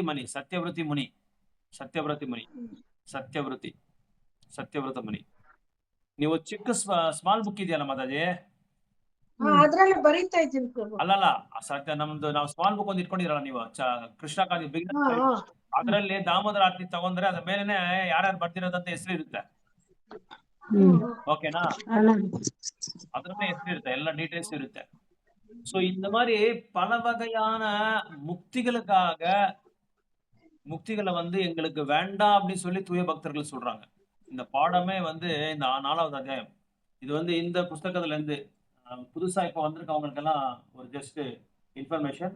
பக்தி ரசாமிருத சிந்து நெக்டர் ஆஃப் டிவோஷன் தமிழ்ல கூட பக்தி ரசாமிருத சிந்து தான். இந்த புஸ்தகத்துல இருந்து நம்ம இப்ப இந்த வகுப்பு பார்த்துட்டு இருக்கோம். ஸோ இதுல வந்து 4வது அத்தியாயத்துக்கு நம்ம வந்துட்டோம். ஆல்மோஸ்ட் இதுல வந்து 48 49 அத்தியாயங்கள் இருக்கு. இப்ப நம்ம 4 அத்தியாயம் தான் முடிச்சிருக்கோம். நான் ஸ்லோவா போயிட்டு இருக்கேன் எல்லாருக்கும் புரியணும்னு சொல்லிட்டு இந்த புஸ்தகத்துல இருந்து நம்ம படிச்சுட்டு இருக்கோம் 4வது அத்தியாயம். ஸோ யாராவது பக்தர்கள் இது வேணும்னு சொன்னா எனக்கு சொன்னா நான் வாங்கிட்டு வந்து கொடுப்பேன். ஸோ இந்த 4வது அத்தியாயத்துல முக்தியை பத்தி தான் சொல்லிட்டு இருக்காங்க. 5 வகையான முக்திகளை வந்து சாயுஜ்ய முக்தி வந்து ரொம்ப கீழ்மட்டமான ஒரு முக்தி. அதை வந்து யாருமே விருப்பப்பட மாட்டாங்க. முக்தி அப்படின்னா இந்த ஜென்மா மிருத்யு ஜராவியாதில இருந்து வெளியே வருது, அதுல இருந்து விடுபடுறது தான் முக்தின்றது. அதுல வந்து சாயுஜ்ய முக்தி எனக்கு வேண்டாம் அப்படின்னு சொல்லி பக்தர்கள் சொல்றாங்க. ஐ ரிப்பீட், நான் சொல்லிட்டே இருக்கேன். ஏன்னா இது வந்து நான் நெக்ஸ்ட் இதுல கிளாஸ்ல வந்து நான் கேள்விகள் கேட்பேன். அதனால பக்தர்கள் வந்து நோட் பண்ணி வச்சுக்கோங்க. 5 வகையான முக்திகளை பத்தி நீங்க எழுதி வச்சுக்கோங்க. அதை வந்து நீங்க எக்ஸ்பிளைன் பண்ணணும். அதுக்கப்புறம் வந்து எந்த விதமான முக்தி வந்து பக்தர்கள் மட்டும் அதை விருப்பப்படுறதுல அதை பத்தி நீங்க எழுதி வச்சுக்கோங்க. ஸோ இந்த இதுல வந்து இன்னைக்கு முடிக்க போறேன். ஏன்னா இந்த ஒரு 10 மினிட்ஸ் அடுத்த பாடத்துக்கு நம்ம போகணும். ஸோ இந்த ஒரு வகுப்புல வந்து இந்த ஒரு சாப்டர்ல வந்து தாமோதர விரதத்தை பத்தி சொல்றாங்க. தாமோதர லீலை பத்தி சொல்லி அந்த சத்தியவிருத்தி மணி வந்து கிருஷ்ணர்கிட்ட வேண்டுறாரு. என்ன வேண்டுறாரு அப்படின்னா, எனக்கு எந்த விதமான முக்தியும் எனக்கு வேண்டாம். அந்த தாமோதர உருவத்துல இருக்கீங்க இல்லையா, அந்த கோலத்துல இருக்கீங்க இல்லையா, நீங்க அந்த யசோத மாதாஜி உரலுக்கு கட்டிருக்கிறது, அப்புறம் உரலுக்கு கட்டி நீங்க அந்த இதுக்கு மரத்துக்கு போய் ஸ்பர்ஷ பண்றது, அந்த உருவம் நீங்க அந்த பால்ய பண்ண லீலைகள் இருக்குல்ல, அந்த உருவம் அந்த கோலம் மட்டும்தான் எனக்கு வேணும், வேற எதுவுமே எனக்கு வேண்டாம் அப்படின்னு சொல்லி சத்தியவர்த்தி மணி சொல்றாங்க. அதே மாதிரி குந்தி மகாராணி கூட அதை பத்தி சொல்றாங்க. குந்தி மகாராணி என்ன சொல்றாங்க அப்படின்னா, முக்கியமான பாயிண்ட், நான் ஒரு பெண்ணா இருக்கிறேன், பெண்கள் எல்லாமே கொஞ்சம் புத்தி கம்மியா இருக்கும். ஆனா குந்தி மகாராணியோட நிலையே ரொம்ப உயர்ந்தமான ஒரு நிலை. நம்மளுக்கு எல்லாருக்குமே தெரியும், தூய பக்தர்கள், அவர் ரொம்ப தூய பக்தர். அப்படிப்பட்ட ஒரு நிலையில இருந்து அவர் வந்து என்ன சொல்லிக்கிறாருன்னா, நான் வந்து லெஸ் இன்டெலிஜென்ட் விமன் அப்படின்னு சொல்றாங்க. எனக்கு வந்து புத்தி கம்மி, அறிவு கம்மி அப்படின்னு சொல்றாங்க. அப்போ நம்ம நிலையெல்லாம் என்னன்றதை நம்ம கற்பனை பண்ணி பார்த்துக்கணும். ஸோ அதனால அந்த மாதிரி குந்தி தேவி சொல்றாங்க, இந்த மாதிரி ஒரு நிலையில நாங்க இருக்கிறோம், இந்த மாதிரி ஒரு நிலையில இருக்கிறோம், நீங்க வந்து எங்களை விட்டுட்டு போகாதீங்க அப்படின்னு சொல்லி குந்தி மகாராணி வந்து கிருஷ்ணருக்கு ப்ரே பண்றாங்க.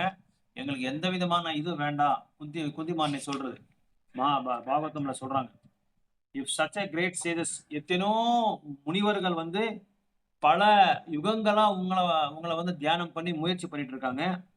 ஆனா as far as we are concerned, belong to the rest of the women, but how it is possible for us to know your glories? குந்தி மகாராணிக்கு பகவானை பத்தி எல்லாம் தெரியும். அவரோட நாமத்தை பத்தியும், குணத்தை பத்தியும், அவரோட லீலைகளை பத்தியும், அவரோட மனசை பத்தியும் எல்லாம் தெரியும்.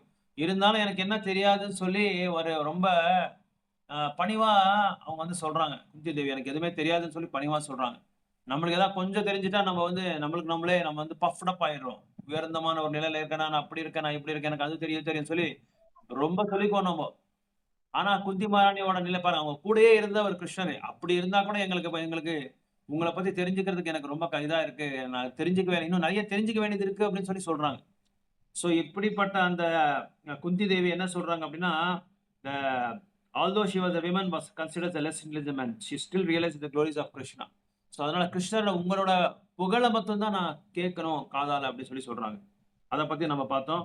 அதுக்கப்புறம் 5வது ஸ்கந்தத்துல வந்து ஆத்மாராமான்ற ஒரு பதத்தை பத்தி இங்க பிரபுபாதர் மேற்கோள் காமிச்சிருக்காரு. ஆத்மாராமான்ற ஒரு ஸ்லோகா இருக்கு. அது பாகவதம்ல 5வது அத்தியாயத்துல 5வது காண்டத்துல 10வது அத்தியாயத்துல வந்து பாகவதம்ல சொல்லப்பட்டிருக்கு. ஆத்மாராமா அப்படின்றது கம்ப்ளீட்லி லிபரேட்டட் ஃப்ரம் மெட்டீரியல். அப்படின்னா என்னன்னா, இந்த பௌத்திக உலகத்துக்கு வந்து அப்பாற்பட்டவர் அப்படின்னு சொல்லி அர்த்தம். இந்த பௌத்திக உலகத்துக்கு அவங்களுக்கு வந்து அவருக்கு எந்த விதத்திலையும் அவர் சார்ந்ததவரே இல்லை. அதுக்கு வந்து எந்த விதமான உறவும் இல்லை அப்படின்னு சொல்லி சொல்லப்பட்டிருக்கு. இந்த இந்த இந்த பர்போட்டே என்னன்னா இந்த புரிதல் என்னன்னா இந்த ஸ்லோகா ஆத்மராமா ஸ்லோகாக்கு வந்து absolutely no desire at all for material enjoyment. எந்த விதமான ஆசையும் இல்ல, விருப்பமும் இல்ல, இந்த பௌத்திக உலகத்துல எனக்கு எதுவுமே வேண்டாம் அப்படின்னு சொல்லி சொல்றதே இந்த ஆத்மாராமாவோட முக்கியமான அந்த ஸ்லோகாவோட உத்தேசம், நோக்கம். Yet still he is irresistibly attached by the desire to hear and understand the pastimes of the Lord. We may therefore conclude that glories of the pastimes of the Lord are not material. So இப்ப நம்ம கேட்கறது எல்லாமே பௌதிகமானது கிடையாது, சர்வசாதாரணமான விஷயங்களே கிடையாது அப்படின்னு சொல்லி சொல்றாங்க. நம்ம யாரை பத்தி பேசிட்டு இருக்கோம்? கிருஷ்ணனை பத்தி பேசிட்டு இருக்கோம், கிருஷ்ணனை பத்தி கேட்டுட்டு இருக்கோம், கிருஷ்ணனை பத்தி நம்ம புகழ்ந்து பாடிட்டு இருக்கோம், குணகானம் பண்றோம். இதெல்லாமே சாதாரணமான விஷயங்களே கிடையாது. இது வந்து கிருஷ்ணரையே சாட்சாத் கிருஷ்ணர் நீங்க நம்ம முகாமுகி ஃபேஸ் டு ஃபேஸ் வந்தா நம்ம எப்படி பாக்குறோமோ, தர்சனம் எடுக்கிறோமோ அந்த அளவுக்கு சமானம் அப்படி சொல்லி சொல்றாங்க இந்த ஆத்மாராம் ஸ்லோகம். அதுக்கப்புறம் 5 வகையான முக்தியை பத்தி சொல்றாங்க அடுத்த பேராகிராஃப்ல. அதுக்கு அடுத்த பேராகிராஃப்ல வந்து என்ன சொல்றாங்க அப்படின்னா, இருந்தா இந்த முக்திகளுக்கு எல்லாமே அப்பாற்பட்டது எது அப்படின்னா, முக்கியமான இந்த இந்த சாயுஜ்யா ஸ்டேஜை மட்டும் எந்த பக்தரும் விரும்ப மாட்டாங்க. ஆனா பிருந்தாவனத்துல பக்தர்கள் எப்படி எல்லாம் பகவானை பத்தி நேசிக்கிறாங்களோ, பகவானை பத்தி செப்பரேஷன் ஒரு வந்து விரக பக்தியில இருக்கிறாங்களோ அதுதான் உயர்ந்தமான பக்தி. கோபியர்கள் எப்படி பக்தி பண்ணாங்களோ எல்லாத்துக்கும் மேல, எல்லா முக்திக்கும் மேல உயர்ந்தமான பக்தி.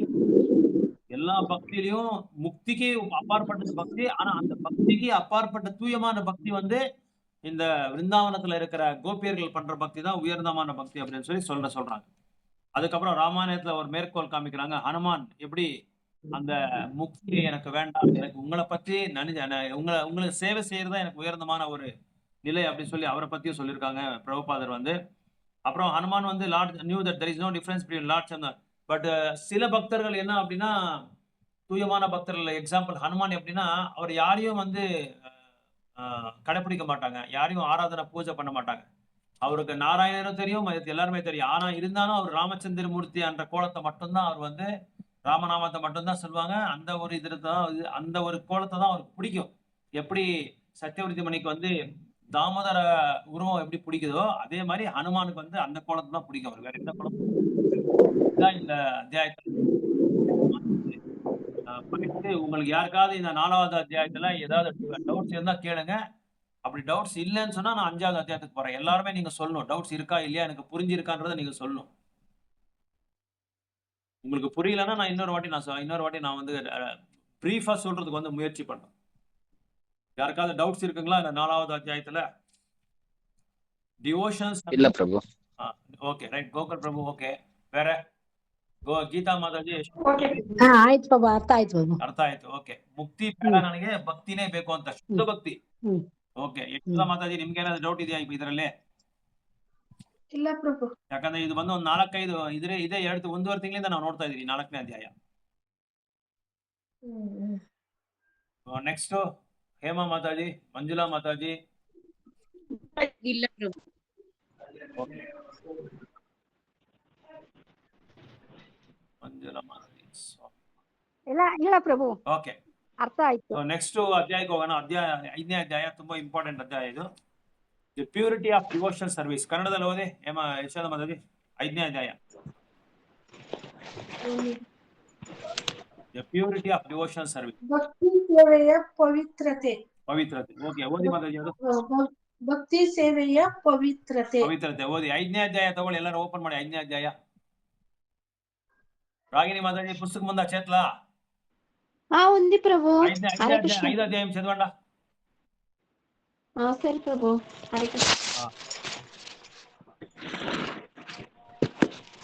ಅಧ್ಯಾಯ 1, ಭಕ್ತಿ ಸೇವೆಯ ಪವಿತ್ರತೆ. ಶ್ರೀಲ ರೂಪ ಗೋಸ್ವಾಮಿಯವರು ಈ ಮೊದಲು ನೀಡಿರುವ ಉಪದೇಶಗಳನ್ನು ಈ ಮಾತುಗಳಲ್ಲಿ ಕ್ರೋಢೀಕರಿಸಬಹುದು. ವ್ಯಕ್ತಿಯು ಲೌಕಿಕ ಒಲವುಗಳನ್ನು ಹೊಂದಿರುವ ತನಕ ಅಥವಾ ಆಧ್ಯಾತ್ಮಿಕ ಪ್ರಭೆಯಲ್ಲಿ ಲೀನವಾಗುವ ಅಪೇಕ್ಷೆಯನ್ನು ಹೊಂದಿರುವ ತನಕ ಆತ ಶುದ್ಧ ಭಕ್ತಿ ಸೇವೆಯ ನೆಲೆಯನ್ನು ಪ್ರವೇಶಿಸಲಾರನು. ಭಕ್ತಿ ಸೇವೆಯು ಎಲ್ಲ ಪರಿಗಣನೆಗಳನ್ನು ಮೀರಿದ್ದಲ್ಲದೆ ಅದು ಯಾವುದೊಂದು ದೇಶ, ವರ್ಗ, ಸಮಾಜ ಅಥವಾ ಸಂದರ್ಭಕ್ಕೆ ಸೀಮಿತವಲ್ಲವೆಂದು ಕೂಡ ರೂಪ ಗೋಸ್ವಾಮಿಯವರು ಹೇಳುತ್ತಾರೆ. ಶ್ರೀಮದ್ ಭಾಗವತದಲ್ಲಿ ಹೇಳಲಾಗಿರುವಂತೆ ಭಕ್ತಿ ಸೇವೆಯು ಲೋಕೋತ್ತರವಾದದ್ದು ಮತ್ತು ಕಾರಣರಹಿತವಾದದ್ದು ಹೌದು. ಯಾವ ಲಾಭದ ಆಸೆಯೂ ಇಲ್ಲದೆ ಭಕ್ತಿ ಸೇವೆಯನ್ನು ಸಲ್ಲಿಸಲಾಗುತ್ತದೆ ಹಾಗೂ ಅದನ್ನು ಯಾವುದೇ ಲೌಕಿಕ ಸಂದರ್ಭಗಳಲ್ಲೂ ಅಡೆತಡೆ ಮಾಡಲಾಗುವುದಿಲ್ಲ.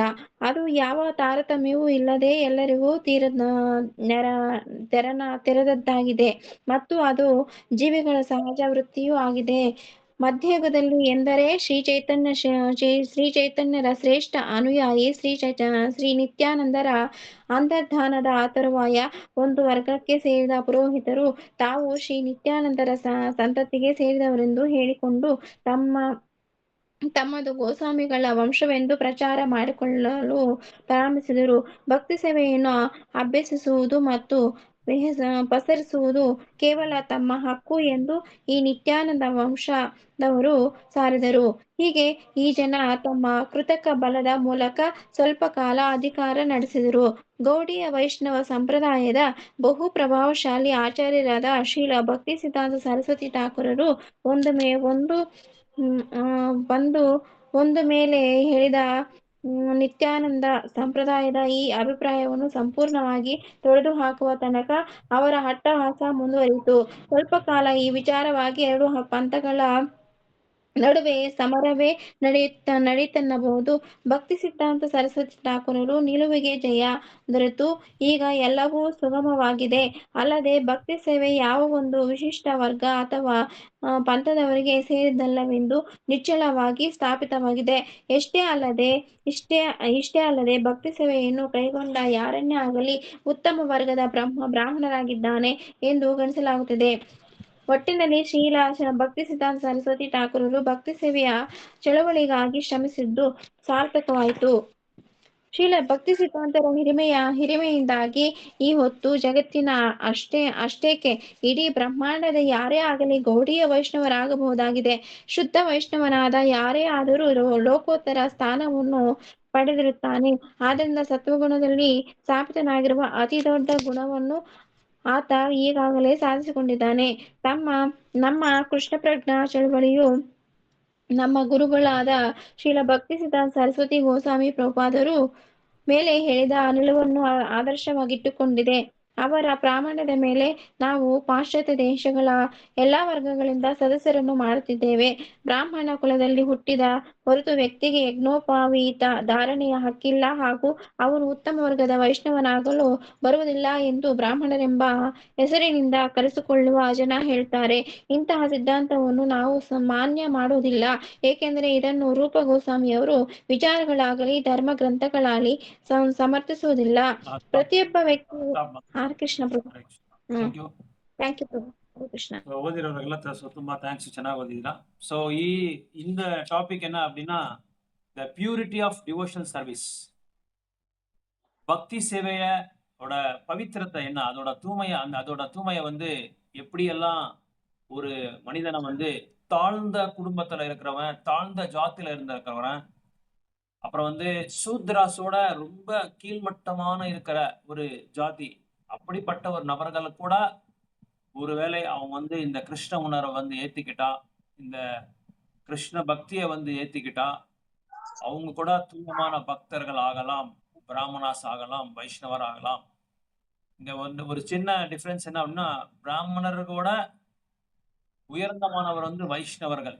ஏன்னா பிராமணர்கள் வந்து அவங்க என்ன பண்ணுவாங்க அப்படின்னா அந்த ஒரு ஜாதிக்காரங்களை மட்டும்தான் கோயிலுக்கு சேர்க்குவாங்க, அந்த பணியாட்டுவாங்க. மற்றவங்களை வந்து முக்கியமா ஸ்மார்த்த பிராமணர்கள்னு சொல்லுவாங்க. இந்த ஸ்மார்த்தாஸ் வந்து இங்கிலீஷ்ல ஸ்மார்ட் கிடையாது, ஸ்மார்த்தாஸ் அப்படின்னா இந்த பிராமணர்கள் வந்து அடுத்த ஜாதிக்காரங்களை எந்த காரணத்தை கொண்டு, அடுத்த ஜாதினா இங்க 4 ஜாதி தான் இருக்கு: பிராமணா, சத்ரியா, வைஷ்யா, சூத்ரா. இந்த 4 தான் ஜாதிகள் இருக்கிறது. இந்த 4 ஜாதிக்காரங்களை வந்து யாரு வேணாலும் சாஸ்திரங்கள் வந்து என்ன சொல்லுது அப்படின்னா, ஒரு மனிதனா ஒருத்த வந்து பிறப்பெடுத்த பிறகு எல்லாருமே சூத்திரரா தான் இருப்பான். சூத்திரர் அப்படின்னா ஒர்க்கிங் கிளாஸ். அந்த தாழ்ந்த ஜாதியில இருந்த பிறப்பெடுத்த ஒரு மனிதனும் கலியுகத்துல வந்து கல்மஷம் கொண்டவனு அப்படின்னு சொல்லப்பட்டிருக்கு. அதாவது வந்து அசுத்தமா தான் அவன் பிறப்பு எடுப்பான். ஆனா சம்ஸ்காரத்தினால தூய்மையான ஒரு பக்தி தொண்டை வந்து எடுத்துக்கொண்ட பிறகு அவன் கண்டிப்பா வந்து அந்த உயர்ந்தமான ஒரு தகுதிக்கு அல்லது பக்தி சேவையை வந்து கடைப்பிடிக்கிற அளவுக்கு வந்து அவன் வந்து இதாயிடுவான்னு சொல்லி அந்த தகுதி அவனுக்கு வந்துடும் அப்படின்னு சொல்லி சொல்லப்பட்டிருக்கு சாஸ்திரங்களை. அப்படி பார்க்கும்போது 500 வருஷங்கள் முன்னாடி, அப்படி 500 கூட இல்ல, ஒரு 200 வருடங்கள் முன்னாடி ஸ்ரீல ஏசி பக்திவேதாந்த சுவாமி ஸ்ரீல பிரபுபாதர் அவரோட குருநாதர். இவர்தான் எங்க ஏக்கத்தோட ஆச்சாரியர். இந்த ஏக்கத்தோட ஆச்சாரியரோட குருநாதர் ஸ்ரீல பக்தி சித்தாந்த சரஸ்வதி கோசாமி. இவர் வந்து என்ன பண்ணாரு அப்படின்னா, ஒரு தாழ்ந்த ஜாதிக்காரனை கூட பக்தராக்குறதுக்கு ஒரு வாய்ப்பு கொடுத்தாங்க எல்லாருக்குமே. இவங்களோட காலகட்டத்துல என்ன ஆச்சு அப்படின்னா, நித்யானந்த வம்சான்னு சொல்லி ஒரு வம்சம் இருந்தது. அவங்க என்ன பண்ணாங்க அப்படின்னா, அவங்க வந்து பிராமண குடும்பத்துல வந்து பிறப்பெடுத்தவங்க. அவங்க என்ன பண்ணாங்க அப்படின்னா, மத்த எந்த ஜாதிக்காரங்களையும் வந்து இந்த பூஜா புனஸ்காரங்கள், அப்புறம் வந்து யக்ன பவிதா இதெல்லாம் போடக்கூடாது, பூனல் எல்லாம் போடக்கூடாது, பூஜை எல்லாம் பண்ணக்கூடாது, நாங்க தான் பண்ணணும். ஏன்னா நாங்க பிராமண ஜாதியில நாங்க பிறந்தவங்க, நாங்க வேதங்களை படிச்சவங்க, நீங்க எல்லாம் தாழ்ந்த ஜாதிக்காரங்க, உங்களுக்கு யாருக்குமே அந்த உரிமை இல்லை, அந்த தகுதி இல்லை அப்படின்னு சொல்லி இவங்க வந்து அந்த ஒரு ஸ்டைல் ஆஃப் பக்தியில வந்து போயிட்டு இருந்தாங்க. அந்த ஒரு பக்தி விதானத்துல இது கடைப்பிடிச்சிட்டு இருந்தாங்க. அதுக்கப்புறம் தான் ஸ்ரீல பக்தி சித்தாந்த சரஸ்வதி கோசாமி மகாராஜ். இவரு யார் அப்படின்னா, ஸ்ரீல பக்தி வினோத் டாக்கர் மகாராஜான்னு சொல்லி ஒரு பெரிய ஆச்சாரியர். இந்த ஒரு பெரிய ஆச்சாரியர் பக்தி வினோத் டாக்கர் மகாராஜ் வந்து நிறைய மாற்றத்தை கொண்டு வந்தாங்க, பக்தியில நிறைய மாற்றத்தை கொண்டு வந்தாங்க. என்னென்ன இது தவறுகள் இருக்கோ அதெல்லாமே கரெக்ட் பண்ணிட்டு வந்தாங்க. ஆனா இவரோட பையனான ஸ்ரீல பக்தி சித்தாந்த சரஸ்வதி கோசாமி மகாராஜ் என்ன பண்ணாங்க அப்படின்னா, அவரோட பிக்சர் நீங்க காமிக்கிறீங்க.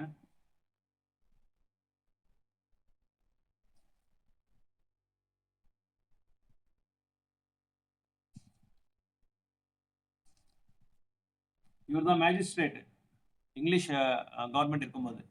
இவரோட பையன் இவர் தான் ஸ்ரீல பக்தி வினோத் டாக்கர். நிறைய மாற்றத்தை கொண்டு வந்தார் பக்தியில. நிறைய புஸ்தகங்கள் பாடங்கள் எல்லாம் எழுதியிருக்காங்க.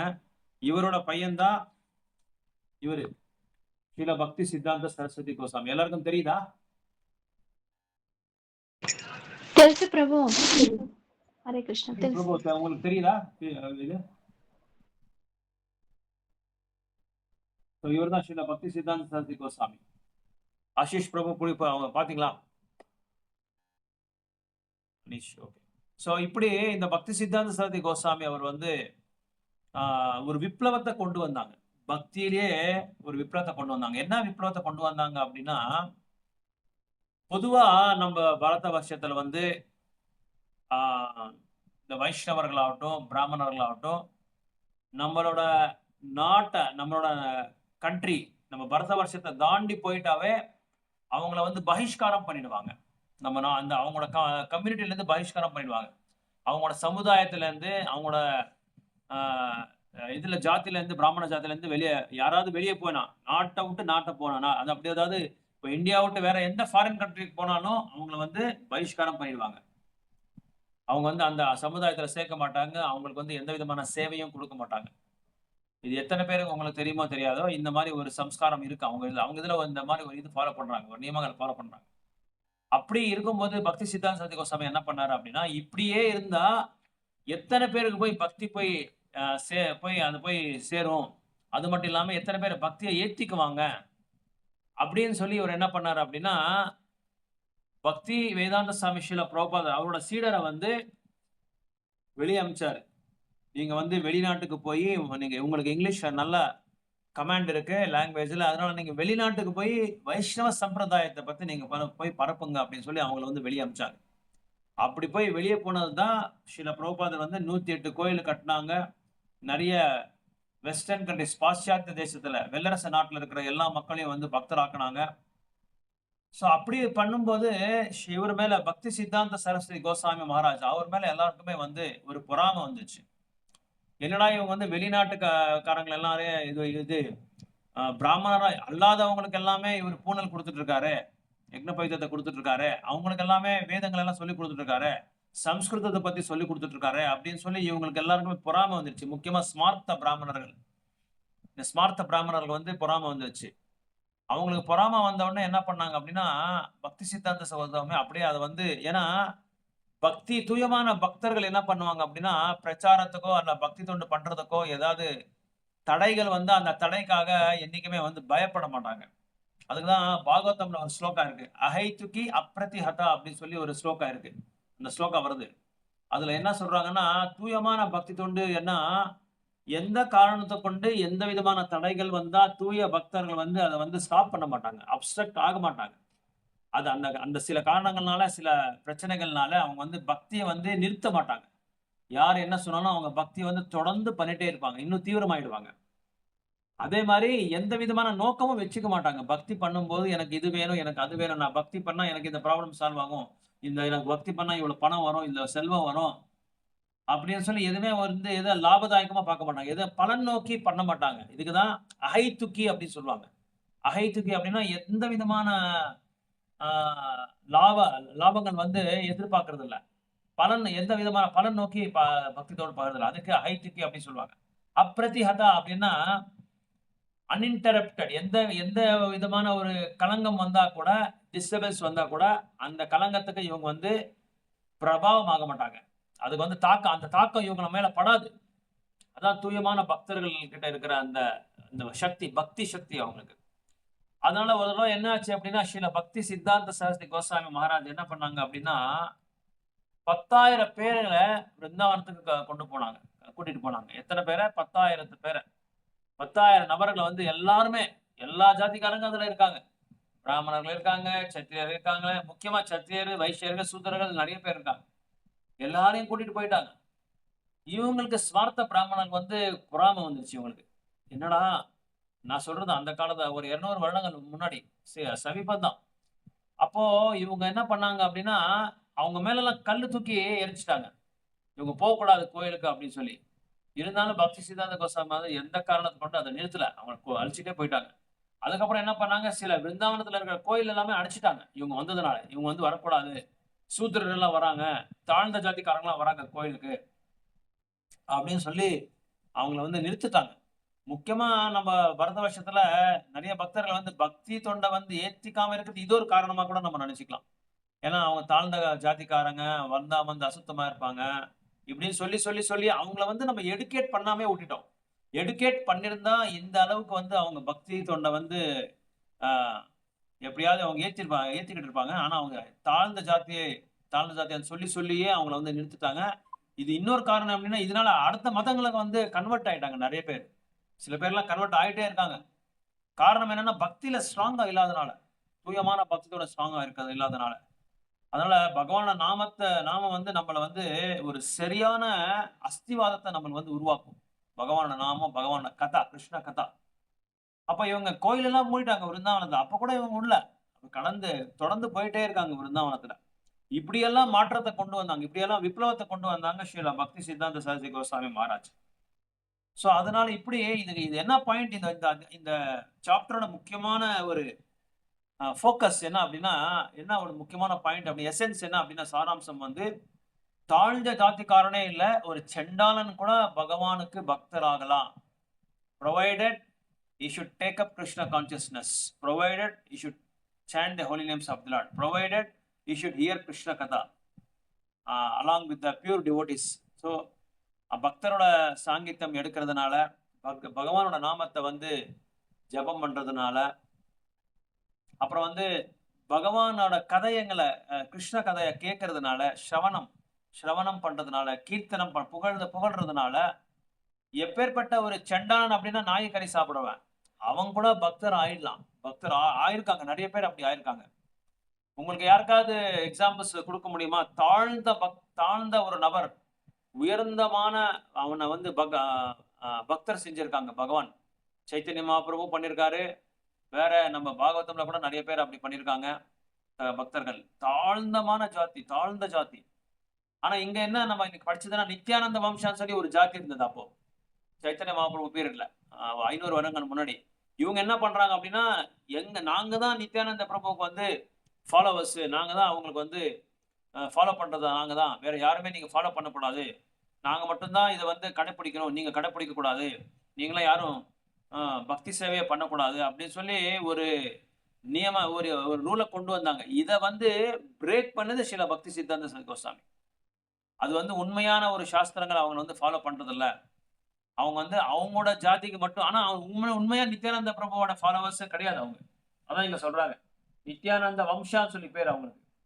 They further claimed that the practice and spreading of devotion service belong only to their particular class அப்படின்றாங்க. எங்க ஜாதிக்கு மட்டும்தான் நித்யானந்த பிரபுவை நாங்க கடைப்பிடிக்கிறோமே, அவங்க எங்களுக்கு மட்டும்தான் இந்த பக்தி, வேற யாருமே பக்தி பண்ணக்கூடாது அப்படின்னு சொல்லி அவங்க வந்து அதை வந்து என்ன பண்ணாங்க, ரெஸ்ட்ரிக்ட் பண்ணிட்டாங்க.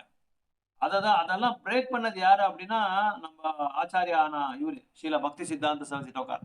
நம்ம சம்பிரதாயத்து பேரே கௌடிய சம்பிரதாயம் சொல்லி பேரு, கௌடிய சம்பிரதாயம் சொல்லி பேரு. அந்த சம்பிரதாயத்தை வந்து பரவனது யாரு அப்படின்னா இந்தியால வந்து இவர் தான் ஸ்ரீல பக்தி சித்தாந்த தாக்கூர். அப்புறம் அவங்க